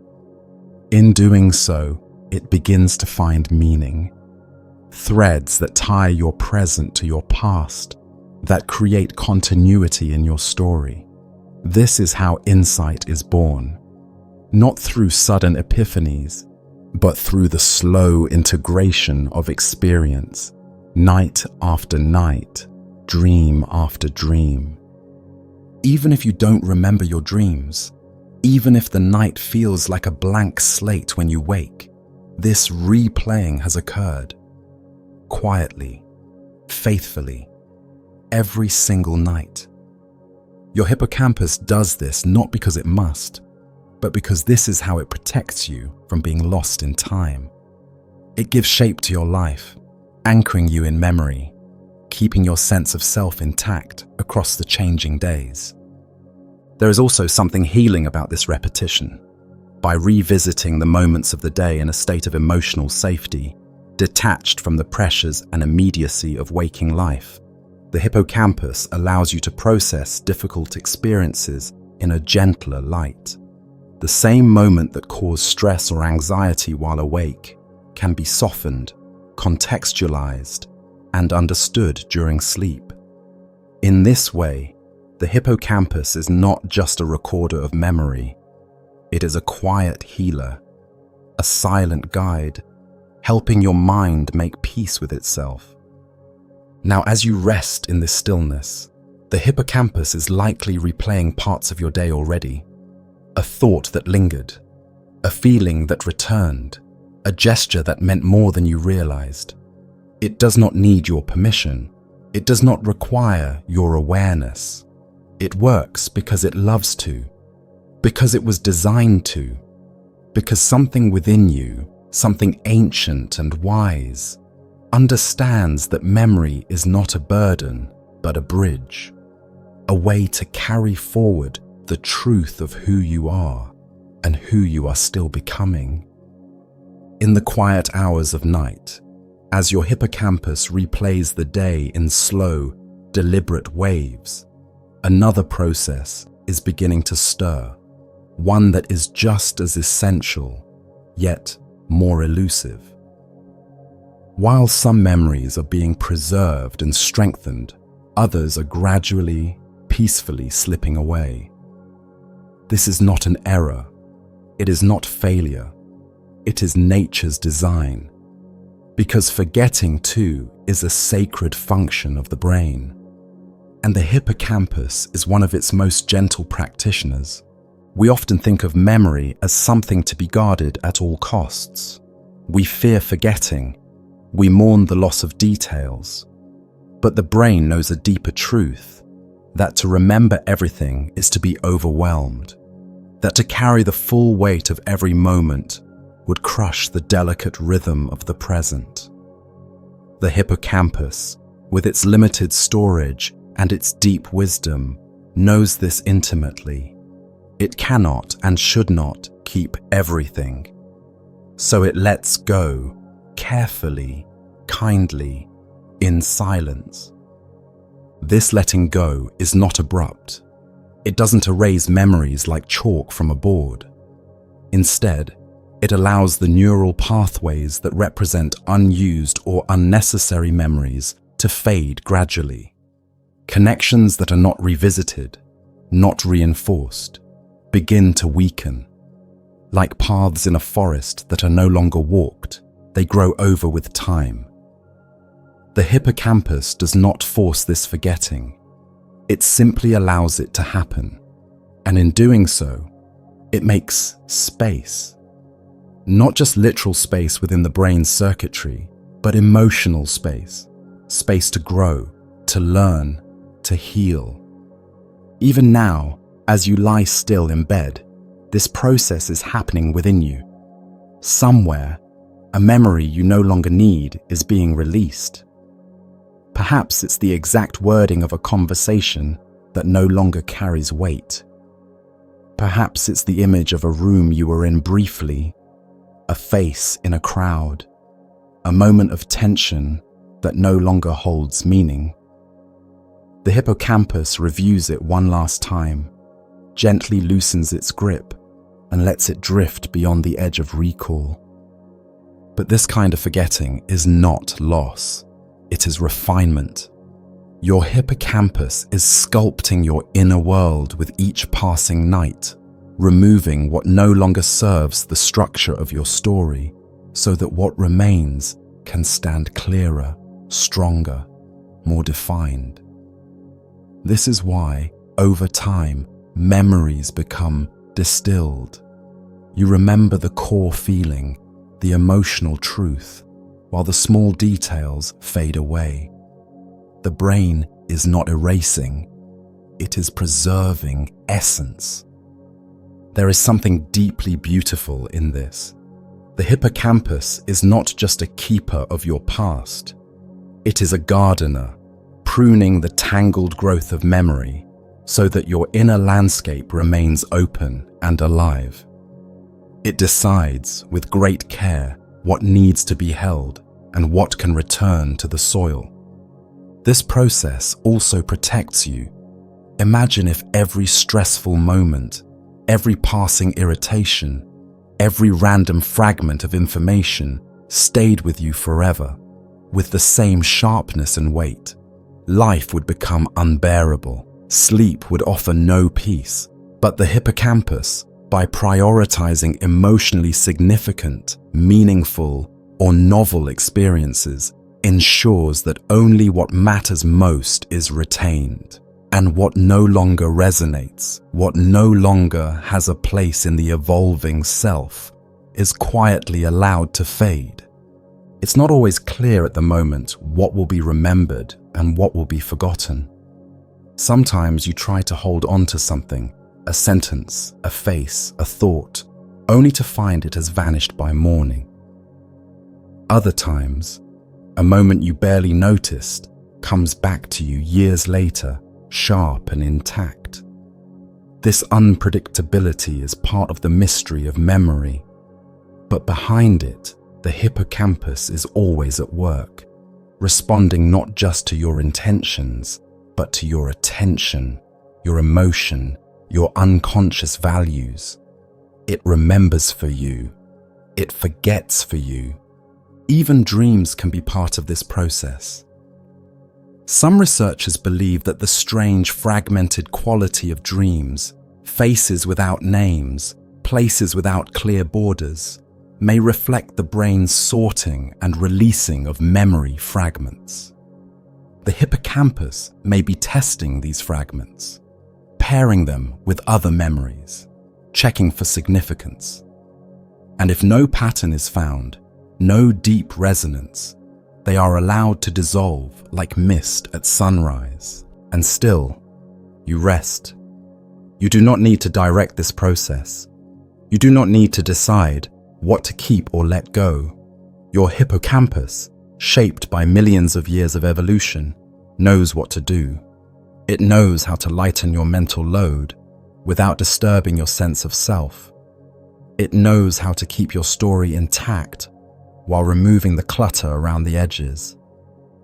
Some memories will always fade, no matter how hard you try to hold them. But that fading is not an erasure. It is a transformation. It is the brain's way of whispering, "This no longer defines you. Let it rest." And in that rest, there is release. There is renewal. There is the soft, ongoing creation of a self that is always changing, always becoming. And the hippocampus, tireless and unseen, continues its delicate work, replaying what must be remembered, and quietly, lovingly, letting the rest slip away. As the hippocampus continues its quiet orchestration of memory during sleep, one of its most graceful tasks begins to unfold: the art of emotional separation. Not the erasing of feeling, and not the silencing of the past, but something far more gentle, far more human. The hippocampus, in collaboration with the emotional centers of the brain, begins to unbraid the emotional intensity from certain memories, loosening the knots of pain, surprise, or tension, and helping those moments settle into something less sharp. This is the beginning of healing, and it happens while you sleep. When a difficult or charged experience occurs, whether it's an argument, a moment of shame, a fearful situation, or even something beautiful but overwhelming, it often gets stored with high emotional voltage. The amygdala, sensitive to emotional salience, sounds the alarm and highlights the moment. The hippocampus, in turn, records it with all the surrounding context, the location, the sequence of events, the people involved, the physical sensations. This results in a memory that is rich, complex, and intense. And while intensity helps ensure survival, it does not always serve emotional clarity. That is why during the night, as your body lies in stillness, your hippocampus enters this next phase of its labor, reducing emotional charge. It does not delete the memory. It does not pretend it never happened. Rather, it revisits the neural circuit of that moment, playing it back in the soft light of sleep, when the stress hormones of the day have quieted and the body is calm. Without the presence of adrenaline or cortisol, the hippocampus is free to engage the memory differently, and in doing so, it gently rewires the experience. Imagine a painful memory from earlier in your life, perhaps a confrontation, or a failure, or a moment of abandonment. The first time it settled in your mind, it may have burned brightly, pulsing with discomfort.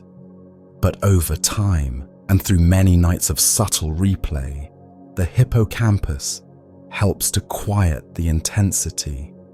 The sharpness softens, the edges blur, the emotion is still there, but it no longer overwhelms. You can remember it without being pulled under. This is not forgetting. This is integration. This process also allows for recontextualization. As you continue to live and gather new experiences, the hippocampus updates its understanding of the past. It allows new insights to ripple backward in time. A decision you once saw as a mistake might, years later, be reframed as a necessary step. A heartbreak that once seemed like an ending might be remembered now as a turning point. This transformation doesn't happen all at once. It happens slowly, across many nights, through countless gentle replays. And even now, as you sink deeper into the rhythm of sleep, the hippocampus is likely doing this for you. It is selecting moments that still carry weight, emotional knots that have not yet been untied. It reactivates those memories, but now under a different light, allowing them to be viewed without fear. And in that light, they begin to change, not in their truth, but in their hold on you. This is why dreams can sometimes feel so emotional. The brain is revisiting old pain, not to torment you, but to loosen its grip. The dream world allows you to feel the memory again, but with the safety of distance. The hippocampus keeps you anchored, while the rest of the brain floats through symbolic representations, shifting meanings, and surreal associations. Sometimes these dreams bring tears, sometimes confusion, but often, when you wake, there is a feeling, however faint, that something has moved, that something has been released. This nightly separation of emotion from memory is essential for resilience. It is what allows you to learn from experience without being defined by it. It is what gives you the capacity to grow, to forgive, to move forward. Without it, the past would remain ever present, raw and intrusive. But with it, memories become more like worn stones, smoothed over time, still present, but no longer cutting the skin. It also works in the opposite direction. Not only does the hippocampus soften pain, it also helps sustain joy. It gives strength to the memories that nourish you, moments of love, connection, safety, wonder. These too are replayed during sleep, and by doing so, the hippocampus keeps them alive within you, close to the surface. A hug from a friend, the feeling of being understood, the comfort of home. These memories are more than just nice. They are anchors. They offer your emotional system stability, and the hippocampus ensures they remain accessible, especially during difficult times. This balancing act, the softening of pain and the deepening of joy, is one of the quiet miracles of sleep, and it is performed night after night without your knowledge, guided by a part of the brain that asks for nothing in return. Your hippocampus does not speak. It does not crave attention. It simply does its work with quiet devotion, tending to your memories like a careful gardener, trimming what has grown too wild, nurturing what is tender, and allowing the tangled growth of emotion and experience to become something livable, something meaningful, something human. So tonight, as you drift further into the unseen realms of sleep, know that the work continues. The hippocampus is listening, feeling, rebalancing, and whatever you carried with you into this night, it is already being held in gentle hands, examined, understood, and slowly transformed. There are memories that linger not because of what they show us, but because of how they make us feel. Some are vivid, unshakable, etched into the very core of who we are. Others fade like a dream upon waking, barely there, already dissolving. But what makes this difference? What determines which moments stay and which quietly drift into the background of our lives? The answer lies, once again, within the hippocampus. Its remarkable ability to weigh, to sort, and above all, to sense meaning. In the stillness of sleep, when the noise of the outside world has receded, the hippocampus begins its most intricate task, evaluating significance. Not through conscious reasoning or deliberate analysis, but through a kind of quiet intuition, a biological wisdom that looks beyond surface details and searches for resonance.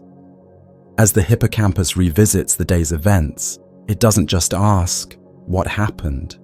It asks, what mattered? And that question, subtle as it is, guides the entire architecture of memory consolidation. Significance is not measured by size. A major event can sometimes pass without much impact, while a tiny moment, a glance, a gesture, a single sentence can echo for years. The hippocampus knows this. It's attuned to subtle shifts in attention, to the sharp flare of an emotion, to a quiet tug at the edges of awareness. If something in your day struck a chord within you, even fleetingly, the hippocampus will likely return to it in the night, inspecting it from multiple angles, gently reinforcing the connections it sparked. And meaning, as the hippocampus knows, is deeply personal. No two people will remember the same moment in the same way, because what is significant to you depends on everything that came before: your past experiences, your fears, your dreams, your relationships. A compliment that feels ordinary to one person might mean everything to another. A quiet moment of solitude might be forgettable for some, but life-changing for someone else. The hippocampus does not rely on objective importance. It relies on felt significance, on that inner sensation that says, something shifted here. This is why your dreams sometimes carry a strange emotional weight, even when they make no sense logically. The hippocampus, working closely with the limbic system, is trying to process meaning, not facts. It is replaying fragments of the day that may have touched something deeper within you. Maybe you didn't notice at the time. Maybe it didn't seem like a big deal. But something inside registered it. And now, in the quiet hours of sleep, the hippocampus has returned to that thread, following it, tugging it gently, seeing where it leads. This is also how learning happens. When you come across new information that connects with something you care about, the hippocampus lights up. It senses that the knowledge has value, that it belongs somewhere in your mental map.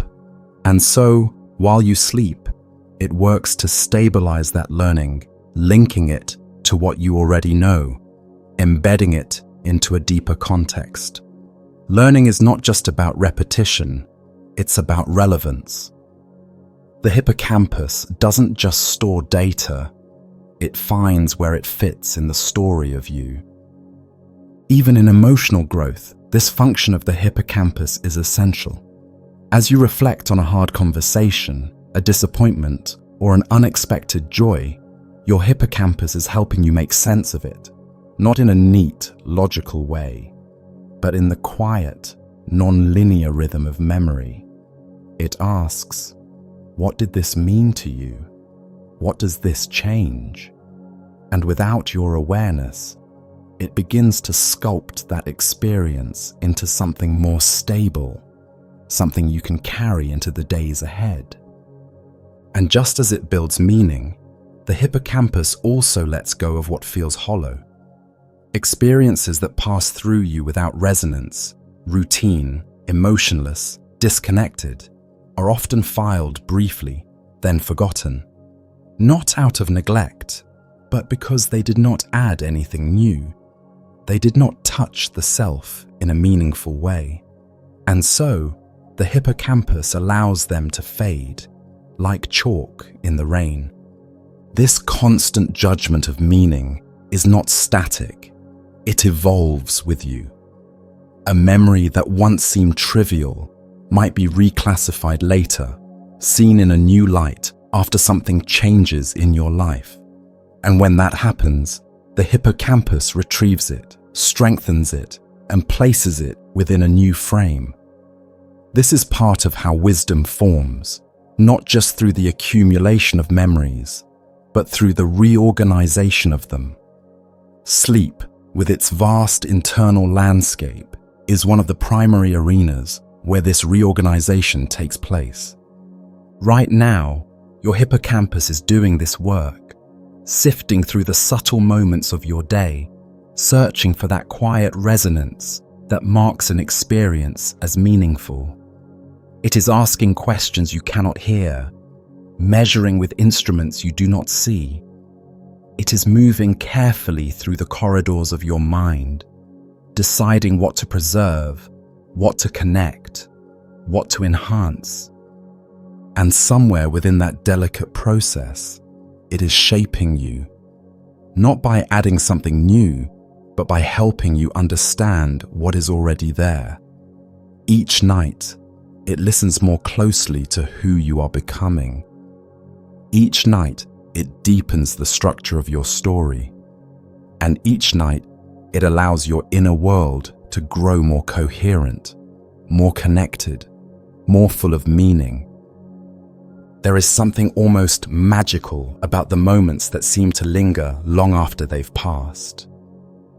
A soft laugh shared beneath the stars, the quiet warmth of someone's hand in yours, the hush of a room filled with understanding. These moments often seem small at the time, almost unnoticeable, yet somehow they become eternal. They return to you in unexpected ways, triggered by a scent, a sound, a slant of light. They feel like whispers from the past, reminding you that not everything fades, that some things, when touched by meaning and held in the right place within you, become permanent. The hippocampus is the place where these moments are cradled. Among all the memories it sorts and filters, the hippocampus has a gift: the ability to hold on to the ones that glow, the ones that pulse softly with significance. These are not always the loudest moments or the most dramatic. Often, they are quiet, fleeting. They may not be full of action or words, but they carry a kind of resonance, like a bell that continues to vibrate long after the sound has faded. These memories, the ones that glow, are strengthened not just by repetition, but by emotion, by depth, by the subtle sense that something sacred happened. The hippocampus senses this. It records not just the external event, but the internal response. The way your chest expanded, the feeling of stillness in your limbs, the way time seemed to stretch or stop altogether. These physiological and emotional cues tell the brain, this was real. This touched something deep. And so, even as countless impressions fade, daily errands, passing interactions, stray thoughts, the ones that glow, remain. They are brought back more often during sleep, revisited not because of obligation, but because of importance.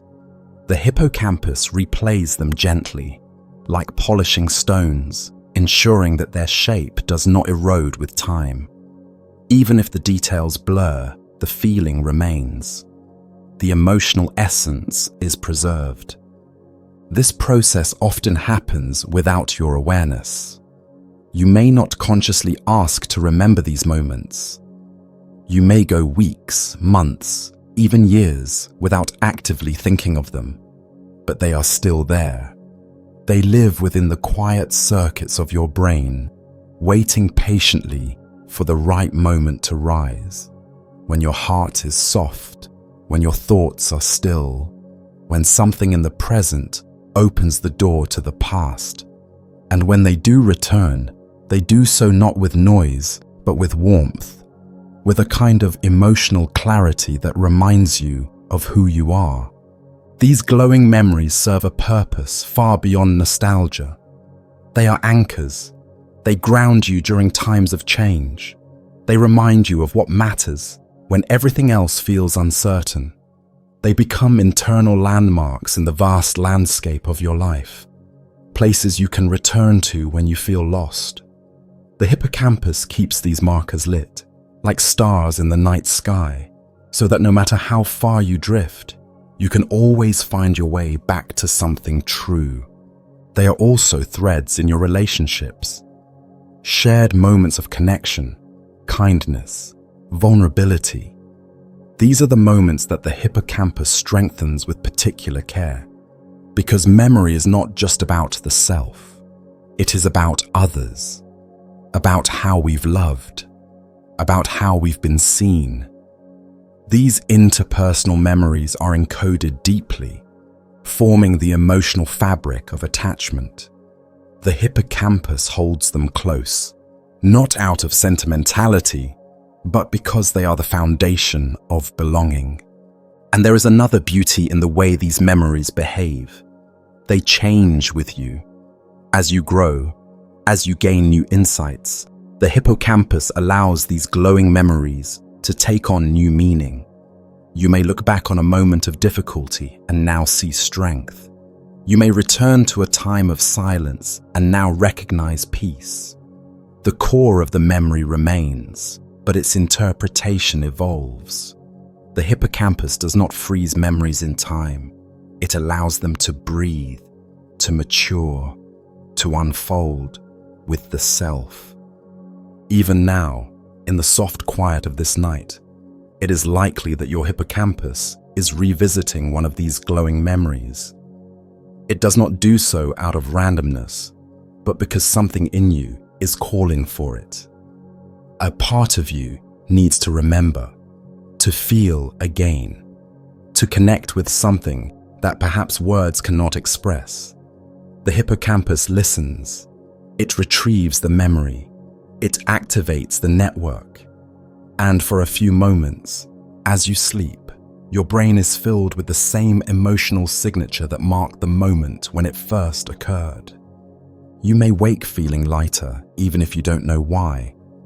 You may feel more rooted, more whole, more quietly joyful. This is not coincidence. It is the result of your brain's tireless devotion to what matters, to what endures. Your hippocampus doesn't just work to preserve information, it works to preserve you.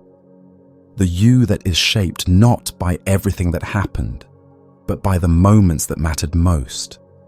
And somewhere inside you, right now, there is a memory glowing softly in the dark, tended, kept alive, not forgotten. It is being revisited with care, not so it can be changed, but so it can remain. Steady, beautiful, a quiet piece of your truth carried forward by a part of your brain that has always known what is worth holding on to. There is something almost poetic about the final hours of night, when your body is fully surrendered to rest and your mind is floating in that delicate space between deep sleep and the slow approach of waking.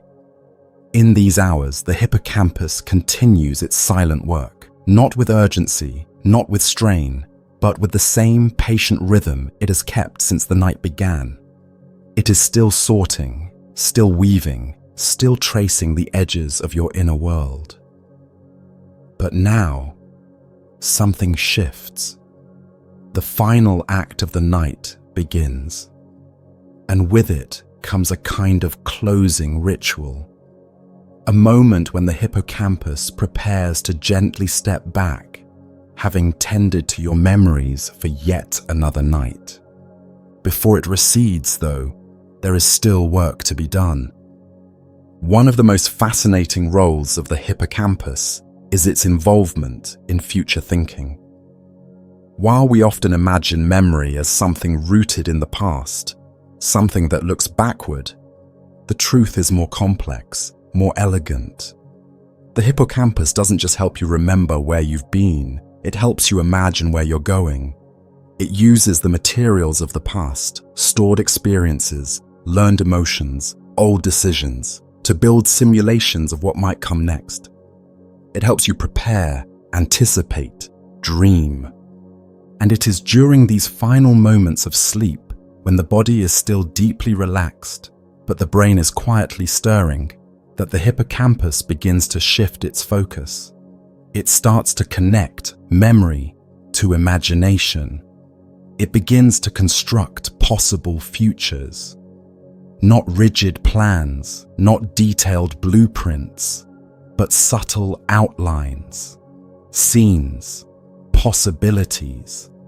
the early architecture of choices yet to be made. This function is seamless, unconscious, yet it leaves a trace. You may wake with a sense of clarity, a direction, or a quiet knowing that wasn't there before. This future building is made possible by the very same circuits that were engaged in memory consolidation.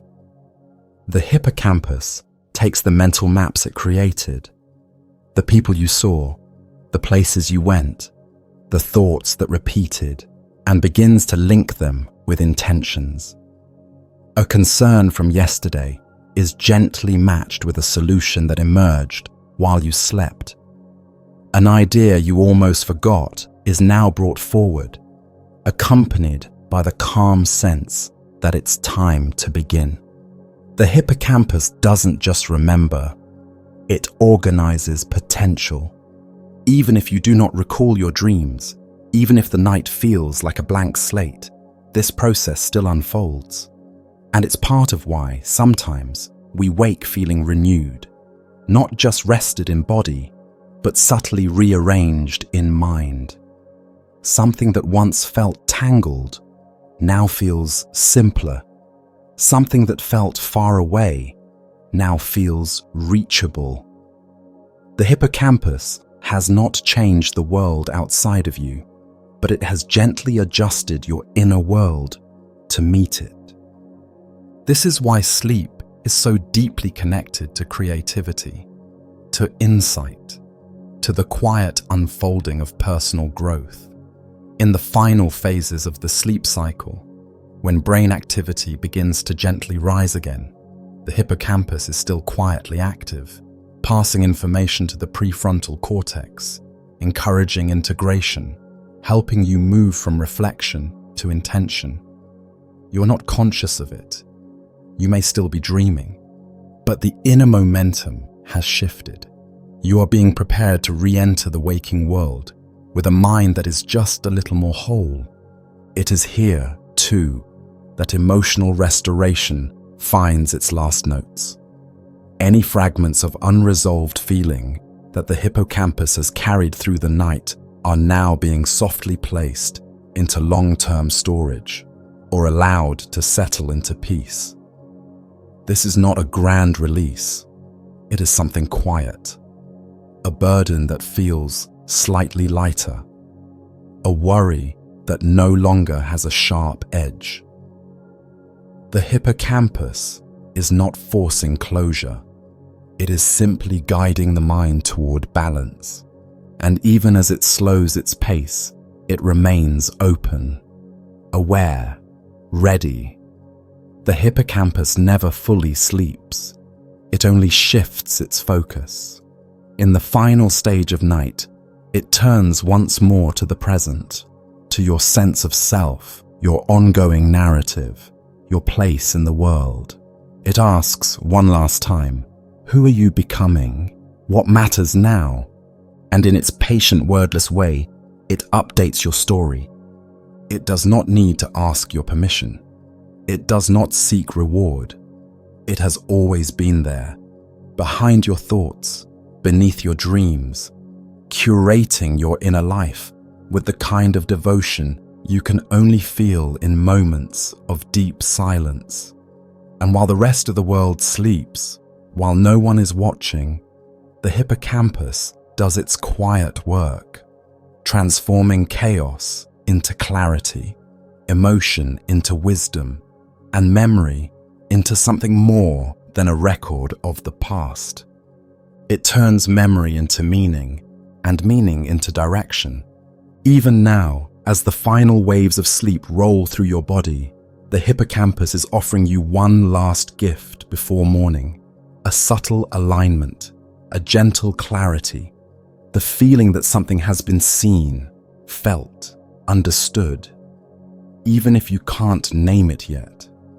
And when you do open your eyes, when the light begins to fill the room and your breath deepens into wakefulness, you may not remember all that was done in the dark, but you will feel it. Somewhere in your being, something will feel just a little more in place, As the final layers of sleep cradle your mind in silence, your hippocampus continues its ancient rhythm, refining, organizing, restoring, one memory at a time. But even this quiet work can be vulnerable.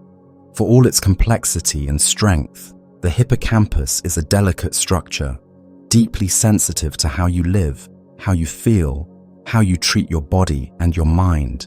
And when it is burdened or weakened, when it is strained by exhaustion, illness, or chronic stress, the consequences ripple out in ways that are often subtle at first, but deeply profound over time.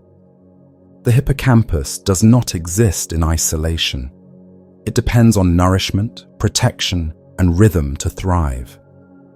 Sleep, of course, is one of its greatest allies, but so is balance. Emotional, physical, psychological. And when the body and mind fall out of balance, the hippocampus is often one of the first places to show signs of wear. The signals become fuzzier. The sharpness of memory begins to blur. Emotional resilience wavers. Time begins to lose its clarity, and the days start to bleed together. Not because your memories are gone, but because your hippocampus is too tired to keep up. One of the most powerful threats to the hippocampus is prolonged stress. Not the sudden spike of adrenaline when faced with danger. That kind of stress is momentary and can even sharpen memory in the short term. But chronic, low-grade stress, the kind that lingers in the background for weeks or months or years, wears on the hippocampus like waves eroding a cliff. This kind of stress floods the brain with cortisol, a hormone that in small doses helps regulate alertness and energy, but in large, sustained amounts becomes toxic to the very neurons responsible for memory and learning. The hippocampus is rich in receptors for cortisol. At first, this makes it responsive. It adapts. It helps you remain vigilant. But over time, too much exposure begins to damage the very cells it relies on to function. Dendrites shrink. Synaptic connections weaken. The structure begins to change.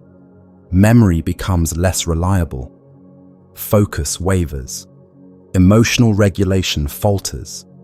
It becomes harder to learn, harder to feel grounded, harder to sleep deeply.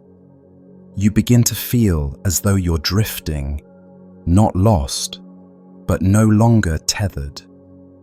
And it's not just memory that suffers. A weakened hippocampus affects your sense of time, of place, of identity. You may walk into a room and forget why. You may struggle to retrieve a name you've known for years. You may feel a lingering disorientation that doesn't come from the world outside, but from something within, a subtle misalignment in the systems that once held you steady. But here lies the quiet hope. The hippocampus, while vulnerable, is also one of the few regions in the brain capable of renewal. It can heal. It can regenerate. Even in adulthood, it can grow new neurons through a process known as neurogenesis. This ability is rare and precious, and it means that no matter how worn or weary your hippocampus may feel, it is not broken. It is not finished. It is asking for care. And when given that care, it responds with a quiet kind of grace. Sleep is one of the most powerful forms of that care. So is rest that goes deeper than physical stillness, a kind of emotional rest, a release from chronic tension, from self-pressure, from the unending cycle of doing. The hippocampus needs space. It thrives in slowness. It finds strength not in stimulation, but in reflection, in walks without destination, in silence, in presence, in still moments where the mind is allowed to wander, to breathe. to be. Nutrition plays its part too. The brain, delicate and energy-hungry, is deeply affected by what you feed it. Healthy fats, rich antioxidants, clean water.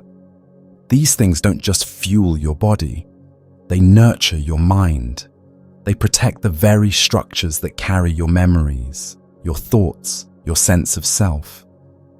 They defend the hippocampus from the slow corrosion of inflammation and oxidative stress. So does connection. Deep, honest connection. The hippocampus responds to love, to touch, to the safety of being known. When you feel held by another person, by a place, by a moment of meaning, your nervous system calms, cortisol drops, neural repair can begin. The hippocampus is not only a memory maker, it is a memory keeper. And some of the most powerful memories it holds are not of events, but of feelings, of being safe, being seen, being enough. Mindfulness, too, offers the hippocampus sanctuary. Practices that slow down thought and return attention to the body, the breath, the senses, the now, help calm the storm of chronic stimulation. They tell the brain, you are not in danger, you can rest now. This gentle message, repeated night after night, begins to heal the damage. It allows the hippocampus to reclaim its rhythm, to build memory again, to map time and space with clarity, to reconnect the inner world with the outer one. And even now, in the quiet safety of sleep, your hippocampus is doing just that. Whether it is tired or thriving, it is still working, still holding on, still doing what it was made to do, turning fragments into story, turning emotion into understanding, turning experience into identity. And as you sleep, its whisper is steady. I am here. I remember. I will carry you through this. It does not need to be perfect. It does not need to be at its strongest. Even when fragile, even when slowed, it continues its sacred labor, quietly tending to the architecture of the self, one memory at a time. As the hippocampus moves through the silent hours of the night, revisiting memories, releasing burdens, and shaping your sense of self, it does so with an eye toward not just preservation, but protection. Because this quiet structure, this soft curve of neurons buried deep within the folds of your brain, is not just responsible for holding memory, it is also deeply affected by its loss. When the hippocampus begins to shrink or weaken, something far more profound than forgetfulness begins to take hold. Something that alters the very way you experience your own existence. This process of shrinking, known in medical terms as hippocampal atrophy, is a slow, subtle erosion that often begins long before any visible signs appear. It can be brought on by many forces: chronic stress, depression, neurodegenerative diseases, or simply the passage of time. And though the hippocampus has a quiet resilience, there are limits to what it can endure. When its cells begin to die, when its connections start to fray, the symptoms ripple outward, not just through your memory, but through your mood, your spatial awareness, your ability to think clearly, to learn, to dream. At first, the changes may seem small, a forgotten word, a misplaced item, a moment of confusion when walking into a familiar room. But as the atrophy continues, the foundation of your inner world begins to loosen. Memories become harder to access. The linear flow of time, so gently curated by a healthy hippocampus, begins to blur. The past feels more distant. The present feels more unstable. The future, harder to picture. It is not only the loss of information that causes pain, it is the loss of orientation. The hippocampus helps you know where you are, not just in space, but in life. It anchors you to a sense of continuity, a sense that I was there, and now I am here, and next I will be there. When this sense begins to fade, the self begins to float. You may remember emotions, faces, even fragments of story, but the narrative thread that holds them together weakens. You begin to lose the shape of your own journey. For those living with neurodegenerative diseases like Alzheimer's, this process can feel like watching a beloved city fade in the fog. Landmarks still present but harder to find. Roads no longer leading where they used to. Names familiar but slipping just out of reach.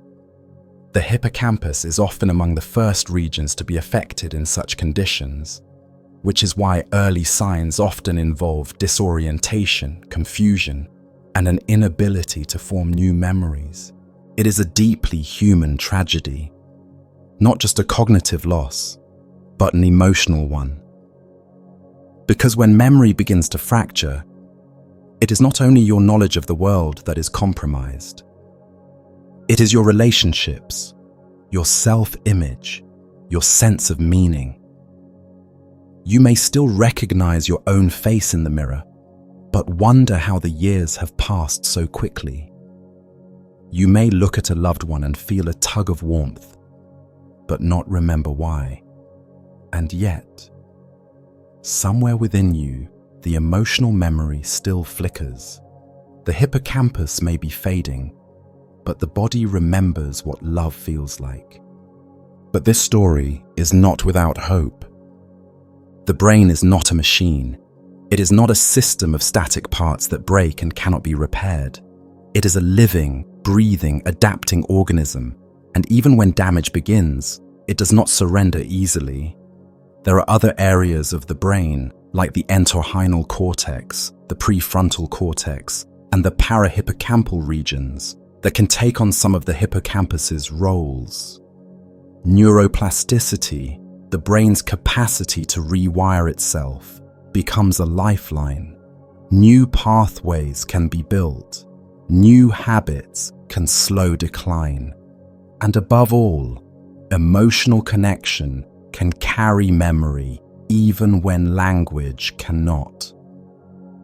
There are stories of individuals who, even in the late stages of memory loss, still respond to music from their childhood, still smile when they hear the voice of someone they love, still hold on to the feeling of being safe, even if they cannot name the room they are in.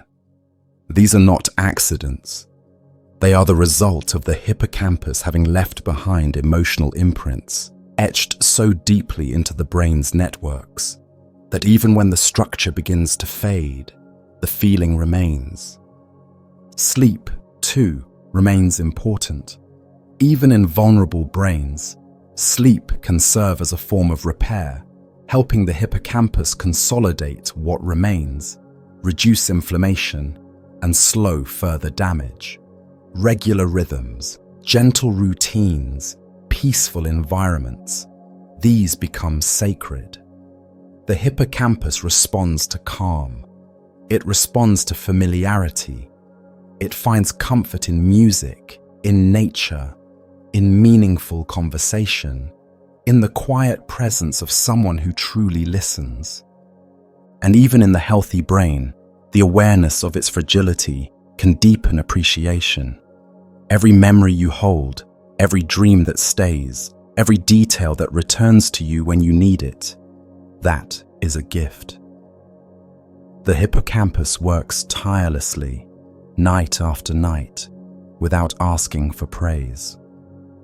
And though it may one day grow weary, though the day may come when its patterns become less clear, the work it has done remains. It remains in the habits you've formed, in the relationships you've nurtured, in the stories you've told, in the love you've given and received. These are not easily erased. Even when the names fade, the meaning often does not. The hippocampus, after all, was never just about storing facts. It was about protecting the story of who you are. And even in its slow fading, it leaves behind echoes, soft shapes in the mind's landscape, shadows that still know how to find the light. So tonight, as you sleep, if your hippocampus is tired, if it is carrying more than it once could, know that it is still doing its best. It is still remembering, still filing, still trying. It is still working to hold you together. Past and present, joy and pain, all woven into the invisible tapestry of your being. And even if its shape changes, its presence remains. Quiet, steady, faithful, ever carrying the soul of memory through the hush of sleep. There is a quiet intelligence within the hippocampus that goes far beyond the storage of facts or the filing of events. It is not simply a librarian, nor a warehouse for memories. It is a translator, an interpreter, a guide that helps your experiences take root in the soil of meaning. But to do this well, the hippocampus must understand what matters most to you. And one of its most important allies in this process is your emotional system. Emotions, especially those that rise high and deep, are signals. They light up memories, mark them with urgency, and whisper to the hippocampus, "This is important. Don't forget this." Emotion and memory are deeply intertwined. This is why you remember where you were during moments of great joy or sorrow or fear. The feeling of the moment sharpens the picture, intensifies the sound, etches every detail into your awareness. The hippocampus listens carefully to these emotional signals, taking note of which memories are charged with meaning, which ones need to be held close, and which ones can be gently released. The stronger the emotion, the stronger the memory tends to be, at least at first. But this connection is not only about intensity, it is about significance. The hippocampus does not store emotion blindly. It works with other parts of the brain, especially the amygdala, to weigh emotional relevance. The amygdala, ever alert to threats or pleasures, sends its signals rapidly. It flags danger, joy, surprise, longing. And the hippocampus, more methodical and context-sensitive, steps in to make sense of those signals. It wraps the emotion in a narrative, links it to space and time, embeds it in the larger map of your life. Without the hippocampus, these emotional flashes would remain raw, disconnected, unable to be fully understood. This partnership plays out every night as you sleep. The emotional highs and lows of the day are revisited, not to relive them, but to process them, to integrate them, to reduce their overwhelming charge so they can settle into your story rather than remain suspended in chaos. It is one of the reasons why sleep after a difficult day feels so different from sleep after a peaceful one.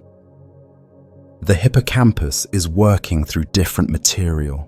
It is dealing with different weights. A moment of deep embarrassment, for instance, may replay again and again in early dreams, only to lose its sting by morning. A burst of inspiration or connection may quietly glow, ready to inspire you again when you wake. Sometimes this process can be intense. Emotional memories are often the ones that return in dreams, not because they haunt you, but because they haven't yet been fully processed. The hippocampus reactivates these memories to find new meaning, new angles, new understanding. It allows your emotional system to experience the memory in a safer context, separated from the stress of the moment, free from real-world consequences. And in this space, the emotions can shift. Fear can become insight. Grief can become gratitude. Confusion can become clarity. Over time, the hippocampus helps to reshape the emotional contours of your memories. It does not erase the feelings, but it smooths their edges. It allows you to return to difficult moments without being pulled under. This is essential not only for psychological well-being, but for emotional learning. You begin to understand your own patterns. You see which triggers are rooted in old wounds. You notice what still needs attention. And all of this happens quietly while you rest. But this emotional dialogue also shapes how future experiences are remembered. If something happens while you're highly emotional, whether joyful, anxious, or overwhelmed, your hippocampus takes special note. It encodes more deeply. It links more strongly. It prepares that memory to be easily retrieved should a similar emotional state occur again. This is part of why certain memories resurface when you're in a similar mood, why sadness brings back old heartbreak, or excitement reminds you of past triumphs. The emotional landscape of your brain is interconnected, and the hippocampus is one of its cartographers. Yet not all emotions are equal in their effect. Prolonged emotional suppression, for instance, can confuse the hippocampus. If feelings are denied or buried, the hippocampus may still receive signals of importance, but without clarity. It stores fragmented memories, unsure of what they mean or how to integrate them. Over time, this can lead to a vague sense of unease, of unfinished stories, of memories that feel ghost-like, present, but unreachable. This is why emotional honesty, even in solitude, is healing. It allows the hippocampus to do its work fully, to connect what was felt with what was experienced, and to turn both into understanding. Even the emotions you feel while dreaming can influence the hippocampus's work. If you feel comforted, connected, or uplifted during a dream, those feelings are not dismissed as imaginary. They are recorded. They become part of your emotional memory bank. They can affect your mood the next day, your decisions, your perception of yourself and others. Dreams, after all, are not separate from the mind. They are made of the same material, and the hippocampus is there, watching over it all, helping to ensure that even your night mind has continuity with your waking life. This dance between memory and emotion is one of the great miracles of the brain. It allows you not just to remember what happened, but to remember how it felt, and more importantly, how it changed you. The hippocampus makes your memories more than information. It makes them alive. And through its nightly work, it allows your emotional life to unfold with greater wisdom, greater subtlety, greater depth. So as you rest, even now, your hippocampus continues this sacred conversation, listening to your feelings, revisiting your experiences, connecting the two in delicate threads. It is helping you understand not just your past, but your heart, not just your thoughts, but your truths. And it does so without judgment, without fear, only a quiet dedication to keeping you whole. Inside the vast stillness of the sleeping brain, there are moments when everything seems to shimmer slightly, like a thread catching the light. These moments are often invisible to you, yet they mark profound internal shifts. In the hushed inner workings of the hippocampus, one of the most mysterious and beautiful processes unfolds quietly, the weaving of experience into identity. Memory isn't only about events or facts. At its most intimate level, it's about who you believe you are. And the hippocampus, night after night, plays a subtle but essential role in sculpting that belief. You are not born with a fixed sense of self. From your earliest memories to your most recent reflections, who you are is something being continuously assembled, moment by moment. The hippocampus is at the center of that construction.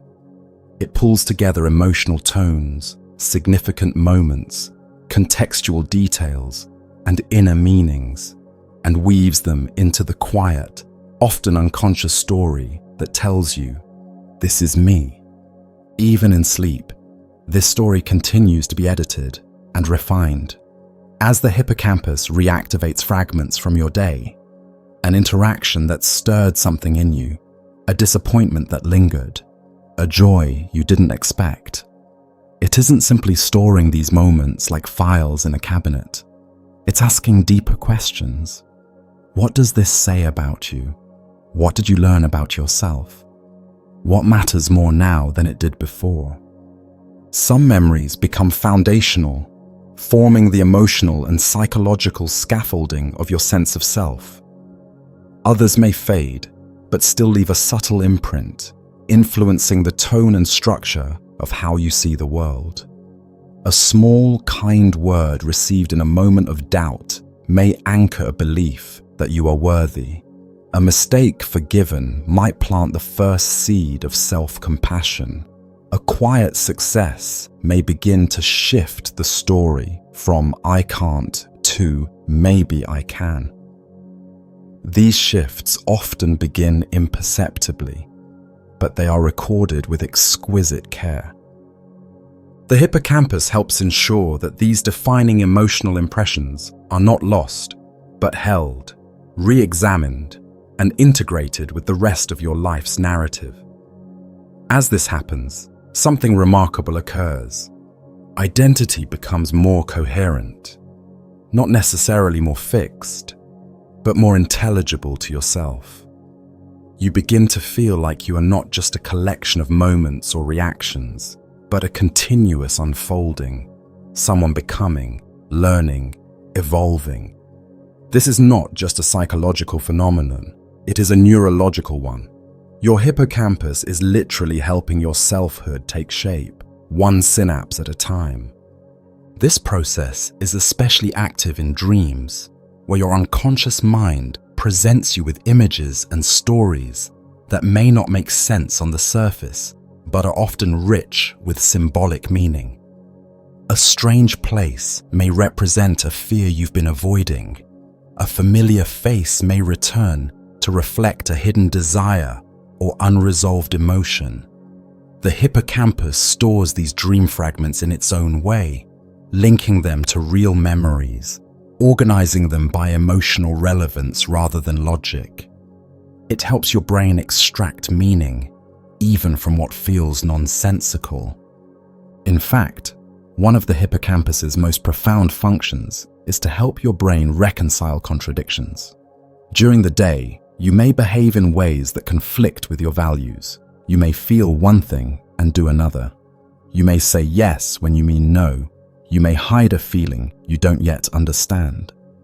These inconsistencies can't always be resolved in real time, but during sleep, your hippocampus has space to revisit those moments, not to judge them, but to integrate them, to soften the hard edges, to offer new insight.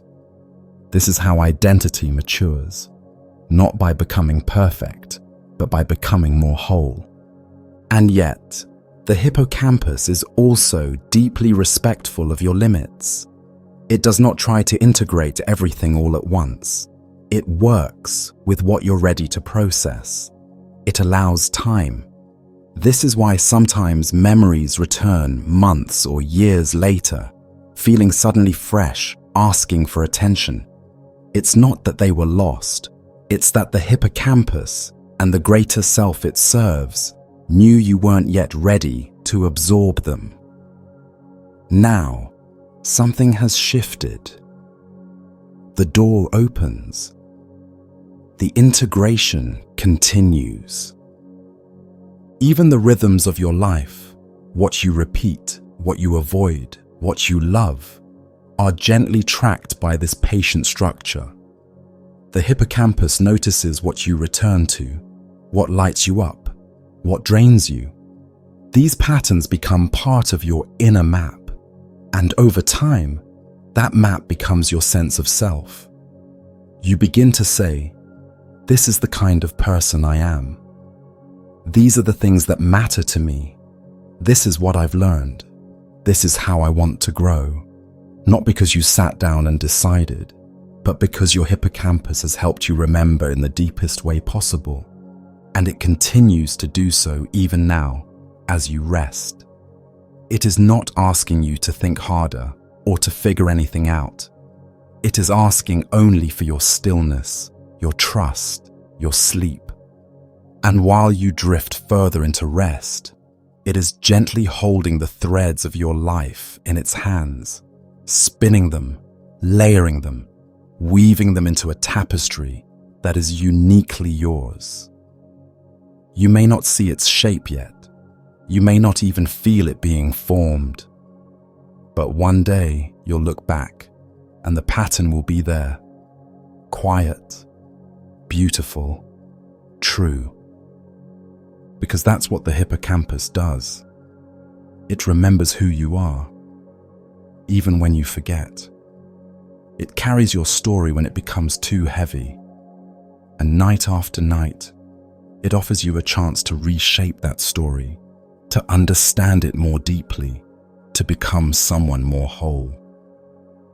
Even in the deepest layers of rest, beneath dreams and beyond thought, there is a gentle hum of activity in the hippocampus. Quiet, steady, unceasing. It is here that the brain begins one of its most mysterious and vital tasks: the transformation of short-term memory into long-term memory. It is a process so delicate and intricate that it often goes unnoticed, but without it, the architecture of who you are, your knowledge, your past, your sense of continuity, would begin to dissolve. What you experience today, what you learned, what surprised you, what made you pause, all of it must now pass through this silent gateway in the brain, where fleeting impressions are given form, structure, and permanence. Short-term memory is volatile by nature.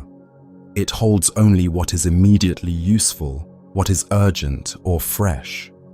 It exists in the moment, like a light flickering briefly before the darkness returns.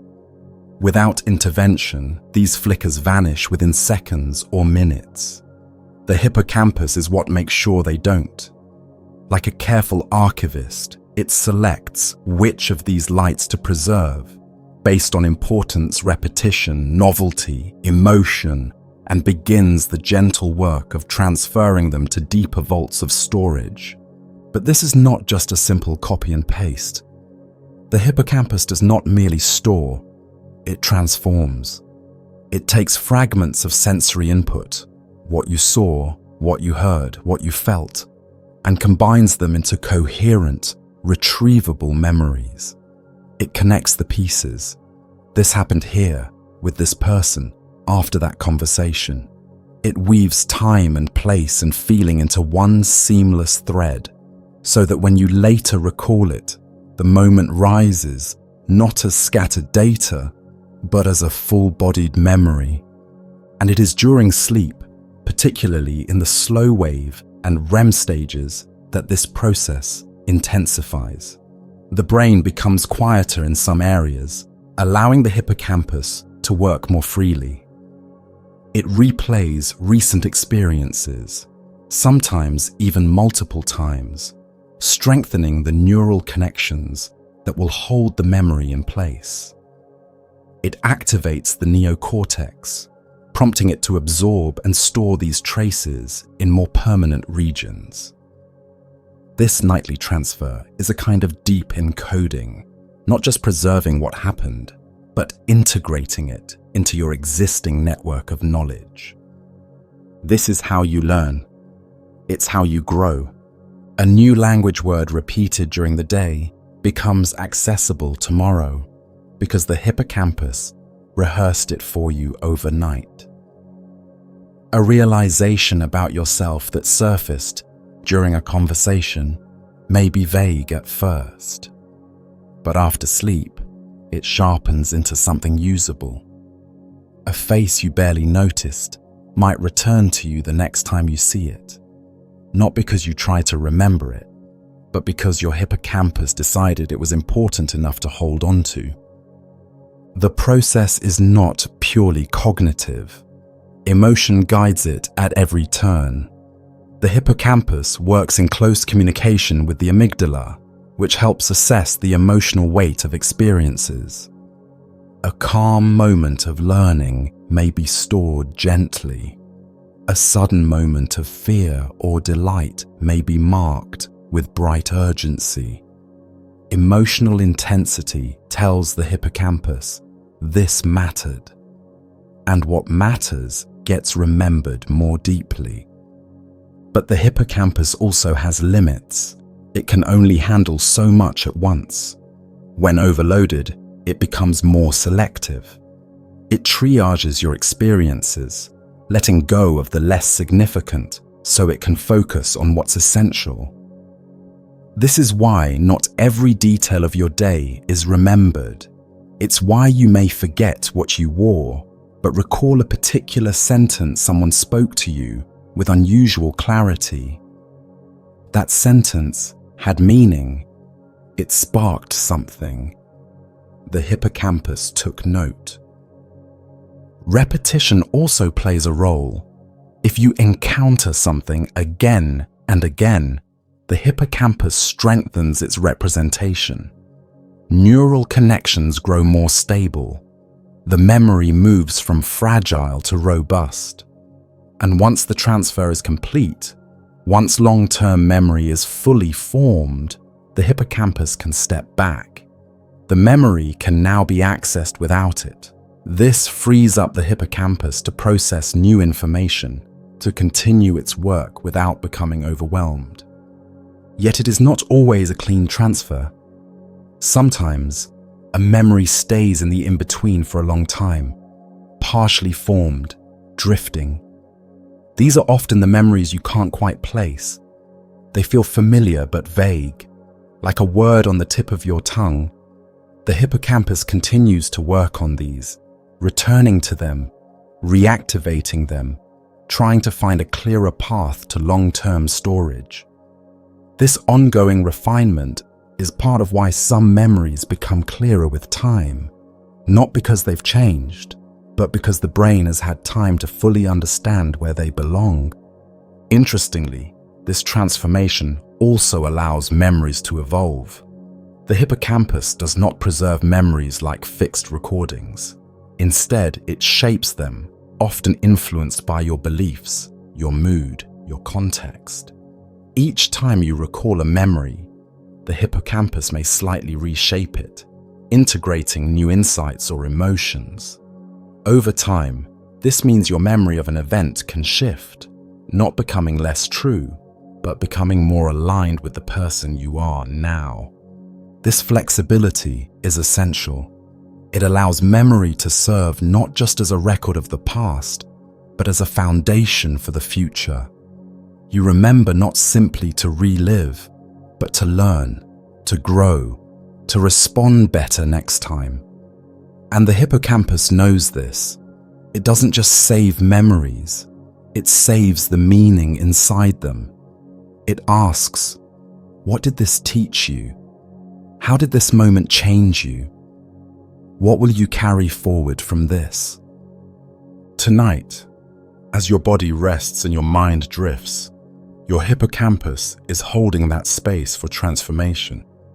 It is sorting through the clutter and the clarity, the big moments and the quiet ones, selecting which fragments to polish into permanence. And as it works, something within you is being quietly refined. Not just your memory, but your perception, your sense of direction, your understanding of who you are becoming. Beneath the surface of sleep, where the noise of the world has faded and the mind becomes unburdened by immediate demands, the hippocampus begins to do something almost mystical.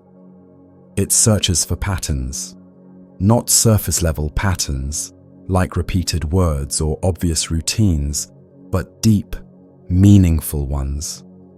Subtle connections, hidden links, threads that tie one experience to another, sometimes across days, sometimes across years. This process is quiet and invisible, but it's one of the ways the hippocampus helps you not only remember your life, but understand it. The brain does not store memories like a diary. It stores them more like pieces of a puzzle, fragments scattered across different regions, coded by emotion, space, time, and meaning. And every night, the hippocampus scans these fragments again, like a careful curator walking through an immense gallery of your past. It asks, what belongs with what?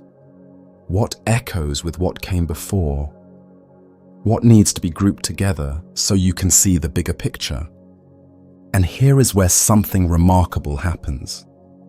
When the hippocampus identifies a recurring theme, an emotional rhythm, a behavioral loop, a repeating thought, it begins to bind those memories more tightly together. This is how you begin to notice patterns in your life, not always consciously, but deeply. You may start to sense that certain people bring out a specific feeling in you, that certain environments make you anxious, that you've faced a similar decision many times, even if the surface details were different. These insights begin to form as the hippocampus gently aligns past moments with present ones, whispering, "You've been here before. What did you learn last time?" This process is critical for self-awareness. It's one thing to remember individual moments. It's another to recognize the story they tell. The hippocampus helps transform memory from a scattered archive into a narrative, a living, evolving record that can guide future choices. And because this narrative is built during sleep, when conscious filters are relaxed, the patterns it detects can be surprisingly honest. They bypass denial, cut through distraction, and reflect back truths you may not have seen during the day. Some of these patterns bring comfort. They remind you of how far you've come, how often you've survived what once felt impossible. They reveal that growth is not always loud or dramatic. It's often slow and cyclical, visible only when seen through the lens of accumulated memory. Other patterns might be more difficult: repeating mistakes, unhelpful habits, emotional wounds that echo across time. But even these, when illuminated by the hippocampus, offer opportunity. Not punishment, not shame, opportunity. The chance to see clearly, to choose differently, to break the loop. This is not a perfect system. The hippocampus does not always find every pattern. Sometimes it makes associations that are incomplete or biased by emotion. But over time, it refines its work. The more experiences it gathers, the more data it has. The more you reflect, the clearer the threads become. Sleep after sleep, night after night, the process deepens. Patterns begin to reveal not just what you do, but why you do it. They begin to answer questions you didn't know you were asking. And this pattern detection isn't limited to your personal behavior. It extends to the outer world too. The hippocampus helps you track how environments change, how relationships shift, how certain outcomes follow certain actions. It allows you to adapt, to become wiser, to anticipate. This is part of why you often wake up with new clarity, why, after sleeping on a problem, you suddenly know what to do. Your hippocampus has been hard at work, replaying your thoughts, linking them with past experiences, pulling insights from the archive of your life. This is also how intuition begins to form. What we call a gut feeling is often a result of unconscious pattern recognition. Your brain, through the hippocampus, has seen this situation before, or something like it. It remembers how you felt, how things turned out, what signs you missed. And now, it sends a quiet signal. Pay attention. This matters. You may not know why. You may not be able to explain it. But that sense of knowing is built from hundreds, sometimes thousands of tiny experiences, stitched together by the hippocampus while you were asleep. Dreams, too, are part of this process. They allow your hippocampus to present patterns in symbolic form, less literal, more emotional, but still meaningful. A recurring dream image, a repeated theme, a familiar scenario with a different outcome. All of these may be your hippocampus experimenting, exploring variations, testing alternate paths. It's not fantasy, it's research. It's your brain creating simulations to see what could be learned from the rhythms of your life. And the beauty of this process is that it doesn't require effort. You don't have to consciously chase patterns or force insight. The hippocampus does it naturally, quietly, automatically, while you sleep. All it asks is that you give it space, rest, stillness, time to process without interruption. In return, it offers you a mind that is more attuned to itself, a sense of inner coherence, the ability to step back from the noise of daily life and glimpse the larger shape of who you are and where you're going. Every night, this sacred work continues. With every breath, every slow turn in the rhythm of your sleep, your hippocampus is there, looking back, reaching forward, and slowly weaving the invisible threads that connect your life into something whole.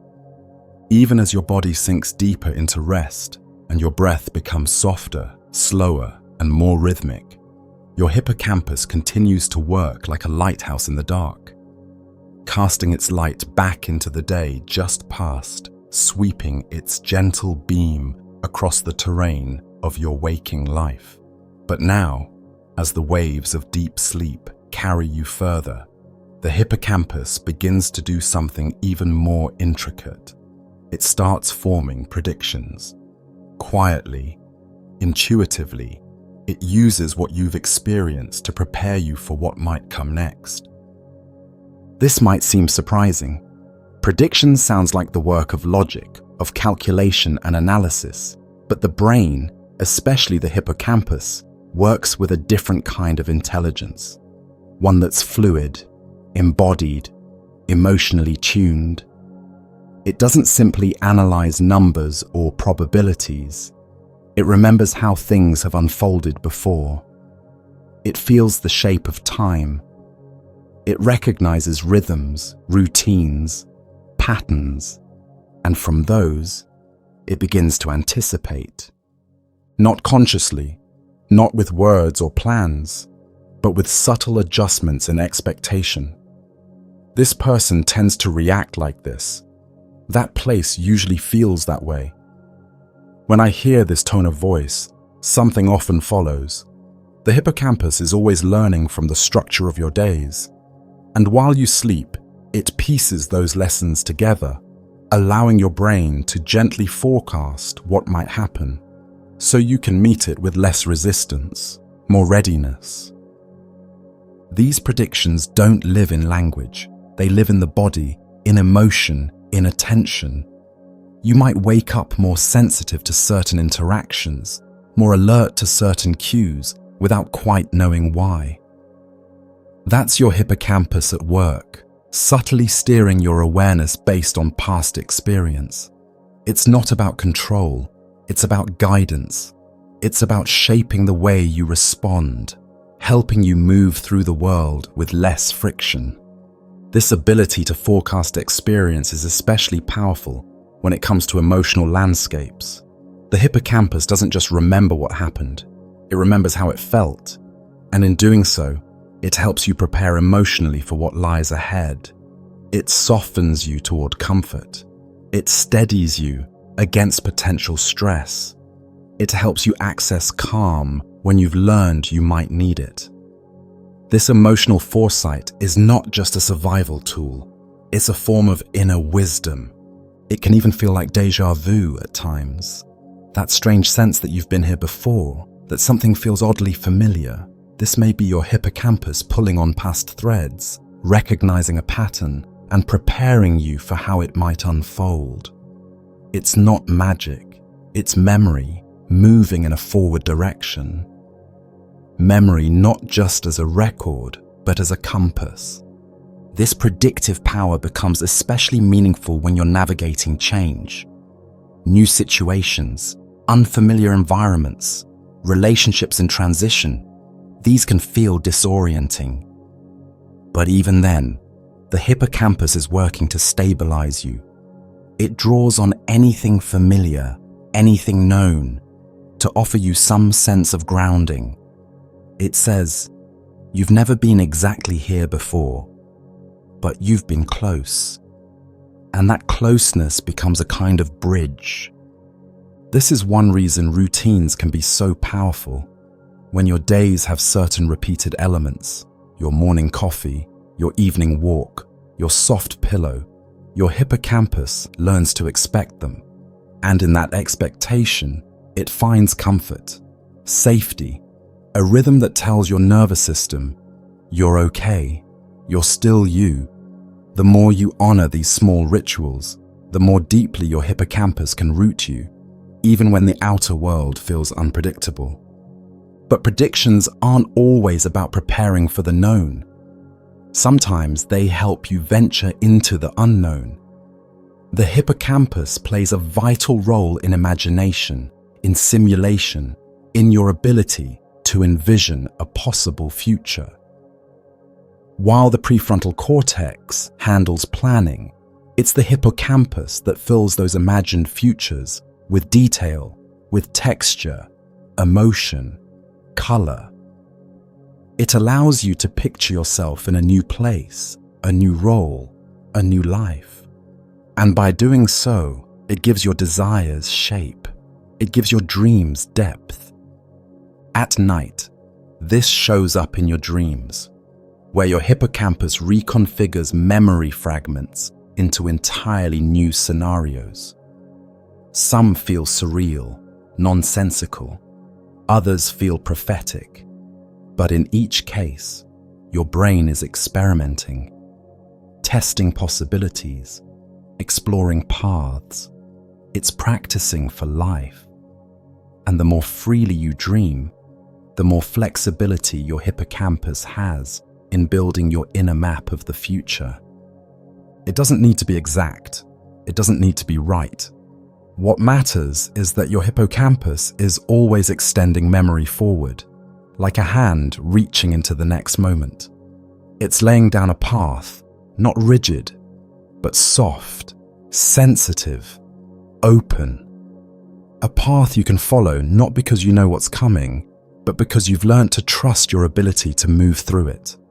And this trust grows with every cycle of sleep. Every night, your hippocampus reinforces your internal understanding of how the world works, how you respond, how others behave, how change unfolds. It gives you quiet confidence in your adaptability. It reminds you that even when something is new, something in you already knows how to respond. That you carry within you a long history of resilience, intuition, and strength. And that history is alive in every cell, every memory, every breath. So as you sleep, your hippocampus is gently looking ahead, not with fear, not with urgency, but with quiet preparation. It's helping you shape tomorrow, not by forcing it, but by aligning you with the flow of your life. It's preparing your emotional landscape, adjusting your expectations, softening you toward what's to come.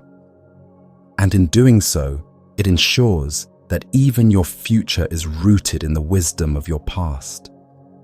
As the night deepens and your breath becomes a gentle tide, rising and falling in perfect rhythm, the hippocampus turns its attention to one of its most delicate and essential tasks, distinguishing between what must be kept and what can be let go. It may sound simple, just the sorting of memories, but in truth, this is one of the most nuanced and graceful acts the brain performs. Because not everything that happens to you needs to be remembered. Not every word, every sensation, every detail of every day is meant to stay. And it's in this elegant letting go that your mind preserves its clarity, its focus, and its emotional balance.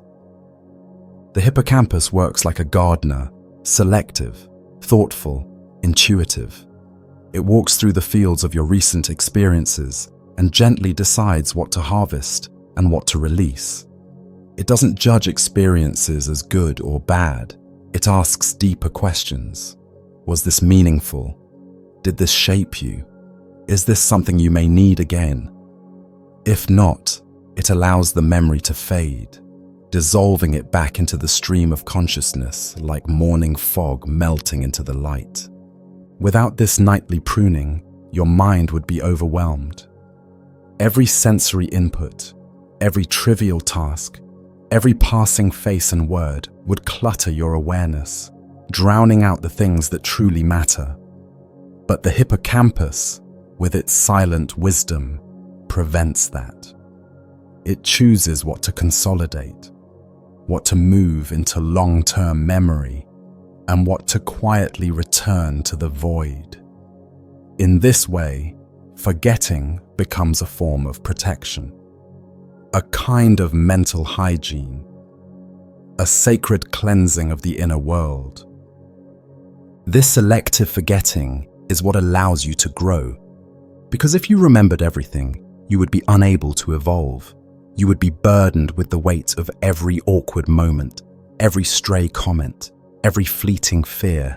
But instead, the hippocampus ensures that only the memories with emotional resonance, personal meaning, or repeated significance are kept. The rest, the unneeded noise, is gently swept away. Interestingly, forgetting isn't the absence of memory. It's an active process. The brain has systems in place specifically for erasing, silencing, dissolving connections that are no longer useful. This is known as synaptic pruning. Neural pathways that aren't strengthened or revisited are allowed to fade. And just as a gardener cuts away dead branches to allow the tree to thrive, your hippocampus clears the unused paths to make space for new growth. This doesn't mean that all forgotten memories are lost forever. Some remain hidden, resting deep within the folds of the mind. But unless they are awakened by emotion, context, or repetition, they remain dormant. Ghosts of moments long past, no longer part of your conscious identity. This is healthy. It's what allows you to be present, to move forward, to hold space for what matters now. In fact, forgetting can be healing. The hippocampus works closely with your emotional system to release the sting from painful memories. While some events may always be remembered, the sharp edges can be dulled, the intensity softened. This doesn't mean denying what happened. It means learning how to carry it without being crushed by its weight. Over time, with each night of sleep, the hippocampus helps reprocess those painful moments, separating the lesson from the suffering, the insight from the wound. This is especially true for traumatic experiences. In those moments, memory becomes chaotic, scattered, incomplete, sometimes frozen. But with time and safety, the hippocampus can begin to reassemble the pieces, gradually restoring a sense of coherence. Part of this process involves choosing which aspects to keep and which to release. It allows the self to reassert control over the narrative, to decide, this pain no longer defines me, this fear no longer controls me. And so forgetting is not failure, it's freedom. There's also an important balance to strike. Too much forgetting, as seen in conditions like Alzheimer's, can rob a person of their very identity. Too little forgetting, on the other hand, can result in overwhelming memory, as in some rare conditions where individuals remember every detail of every day, often at the cost of emotional peace. The hippocampus strives for that perfect middle ground, a mind that remembers enough to be grounded but forgets enough to remain light. Even during dreams, the hippocampus may present scenarios that, by morning, vanish completely. These dreams served their purpose in the moment. They allowed for emotional rehearsal, the testing of new ideas, the safe expression of buried feelings. And once that purpose is fulfilled, the hippocampus may decide there's no need to retain them. Just as the ocean leaves no trace of every wave upon the shore, not every inner tide must be remembered. Sometimes the hippocampus even helps you forget things you once clung to, ideas about yourself that no longer serve you, fears that once protected but now restrain, beliefs that were inherited but never chosen. These too can be gently unthreaded, night by night, until what remains is not the noise of the past, but the quiet space for something new to grow. As you sleep now, the hippocampus continues this sacred act, not only preserving but letting go, not only building but clearing. With every breath, it helps shape a mind that is not cluttered but clear, not static but evolving. A mind that remembers what it must and gently forgets what it no longer needs to carry. As the final hours of sleep unfold and the distant light of morning begins to whisper beneath the veil of night, your hippocampus continues to shape your mind with patient, intricate movements. But now, its work becomes even more integrative. It's no longer just filtering memories or building emotional patterns.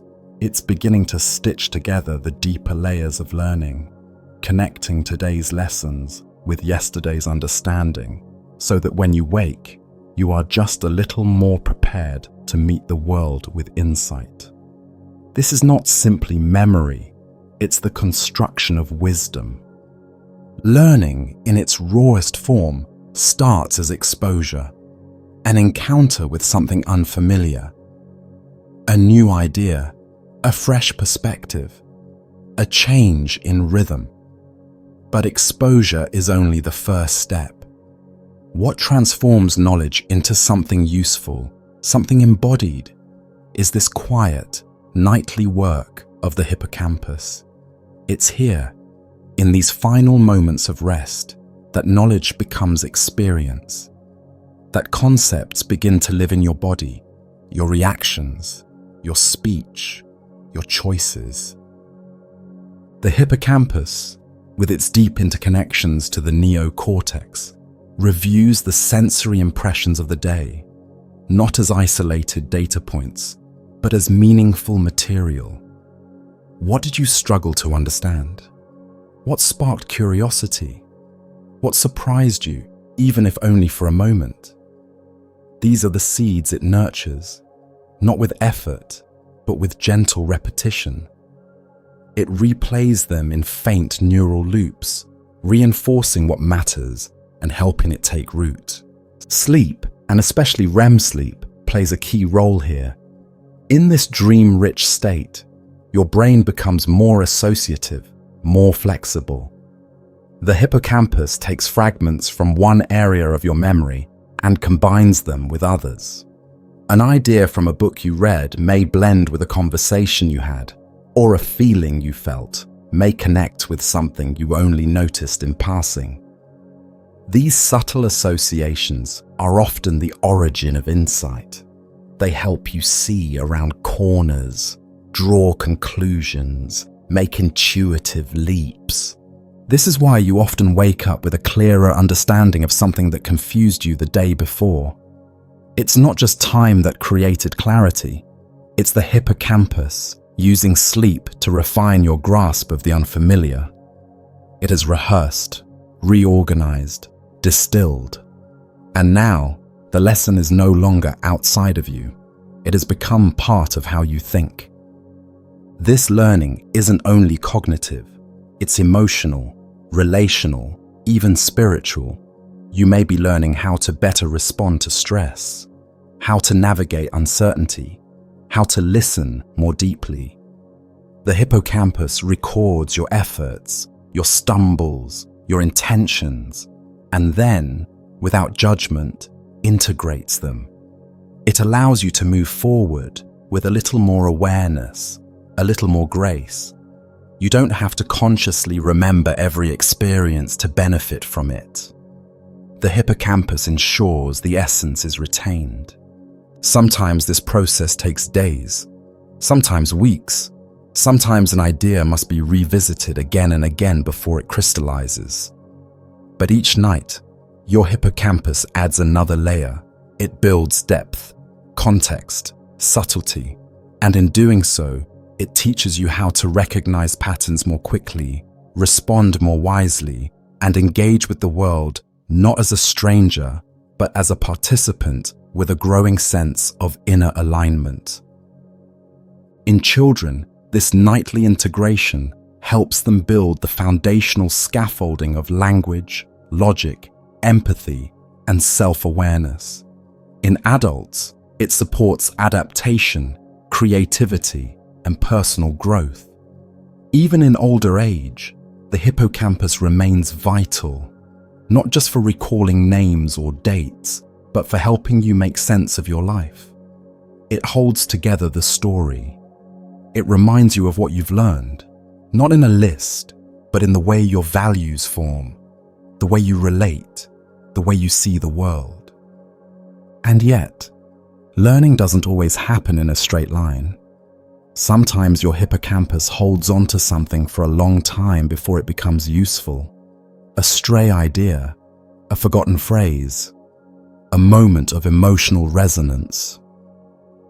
Then one day, in a new situation or conversation, it rises to the surface, perfectly timed, as if it had been waiting. That's because your brain stores more than you realize. The hippocampus is always watching for when knowledge is needed and when it's time to reveal what has been quietly ripening in the background. This silent readiness is one of the brain's greatest gifts. It means you are constantly growing, even when it doesn't feel like it, even when progress seems invisible, even when learning feels slow. Deep within you, beneath the surface of your thoughts, something is always evolving. Memory is becoming understanding. Understanding is becoming insight. And insight, over time, becomes wisdom.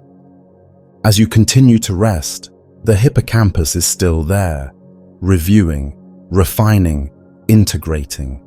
It's not forcing knowledge into place. It's shaping it gently, like water carving stone. Each memory, each lesson, each emotional nuance is folded into the greater landscape of who you are becoming. And in the stillness of sleep, you are not just recovering, you are learning how to live more fully, more wisely, and more awake. As the sky begins to slowly shift from black to deep indigo, and the first suggestion of morning stirs somewhere beyond your closed eyelids, your hippocampus continues its sacred, silent work, bringing the threads of memory, emotion, and experience into one cohesive whole. But in these final moments before waking, it turns toward a different kind of task. No longer just sorting or storing or weaving patterns. It now prepares you to re-enter the world, to open your eyes not just as the person who went to sleep, but as someone subtly changed, someone gently transformed by the quiet labors of the night. This is where all of the hippocampus's work begins to converge, where memory becomes not just something to look back on, but something that actively shapes how you move forward. Because the hippocampus isn't just a place of storage, it is a living part of your identity. It is where your story gathers meaning, where your emotions take root, where your choices begin. And now, as sleep begins to loosen its hold, the hippocampus readies this newly refined version of you for the next chapter. Every connection that has been strengthened in your dreams, every insight that has been shaped in your subconscious, every emotional knot that has loosened in the dark, these now form the backdrop to your waking life. The hippocampus has reassembled your world, polished your memories, rebalanced your internal compass. And now, all of that quiet work will rise almost imperceptibly to meet the day. Perhaps you will notice it in small ways. A greater sense of calm in the face of familiar stress. A new idea that appears as if from nowhere. A conversation that lands differently.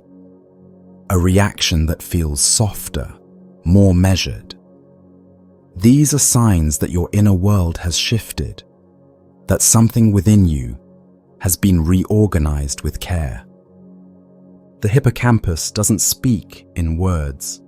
It doesn't announce its progress, but its effects ripple outward into your behavior, your thinking, your choices. And this is where the true miracle of its work becomes clear. It's not just helping you remember the past, it's helping you create the future. Because what you remember and how you remember it shapes everything. Your confidence, your fears, your sense of possibility. The hippocampus curates this inner museum, not for nostalgia, but for navigation. Every time you recall a memory, that memory shapes your current sense of self. It gives you a frame of reference, a sense of consistency. It helps you say, yes, this is who I am. This is what I've been through. This is what I know. And just as memory helps orient you, the hippocampus also ensures that the emotional weight of those memories doesn't become too heavy to carry. Through the slow rhythmic cycles of sleep, it dulls the unnecessary pain, softens the harsh edges, and allows emotional wounds to close without being forgotten. What remains is resilience. What remains is truth without trauma. What remains is strength you don't even realize you've earned. Even now, as your body stirs and your mind hovers between dreaming and waking, your hippocampus is conducting its final scans, ensuring that your memories are in place, your expectations are balanced, your readiness is set. It is still adjusting the emotional volume on certain experiences, still whispering to other parts of your brain. This is important. Remember this. This will help later. And it's not working alone. It is in constant communication with other regions of your brain, the amygdala, the prefrontal cortex, the thalamus, each helping shape your perception of the world. But the hippocampus is the bridge, the translator, the steady hand that takes what is raw and formless and turns it into something you can hold, something you can trust. This is why sleep is not a pause in your life. It is a continuation, a deepening, a hidden expansion. While the world is still and your body rests, your hippocampus ensures that life keeps moving forward inside of you, not in chaos, but in rhythm, not in confusion, but in quiet clarity. And so, when the light of morning finally touches your skin and you slowly awaken, you are not starting from scratch. You are continuing from a place of greater alignment, greater insight, and greater readiness. Your hippocampus has been watching over you, not just protecting your memories, but preparing your soul. It has helped you forget what you no longer need, cherish what you almost missed, and hold on to what gives your life meaning. It has helped you move through the shadows of the mind and come out softer, steadier, more whole. And now, as your eyes begin to open and the day begins to unfold, you carry all of that quiet work with you. Every conversation will be shaped by it, every decision, every breath. You are not just waking up, you are arriving, gently guided by a part of you that never sleeps, never stops loving, never stops learning. Thank you for letting your mind wander with me tonight, through the quiet corridors of your brain and into the gentle, mysterious work of the hippocampus. So much of what shapes us happens in silence, in stillness, in darkness. And yet, it is in these hidden spaces, while we sleep, while we dream, that the deepest parts of us begin to shift, without fanfare, without pressure, without even our awareness. As you drift further into rest, or if you're slowly emerging from it, know that something sacred has been unfolding inside you. Memories have been sorted, emotions softened, lessons integrated, patterns noticed, futures imagined. You didn't have to do anything but rest, and in that rest, your brain, your spirit, your whole being was gently renewed.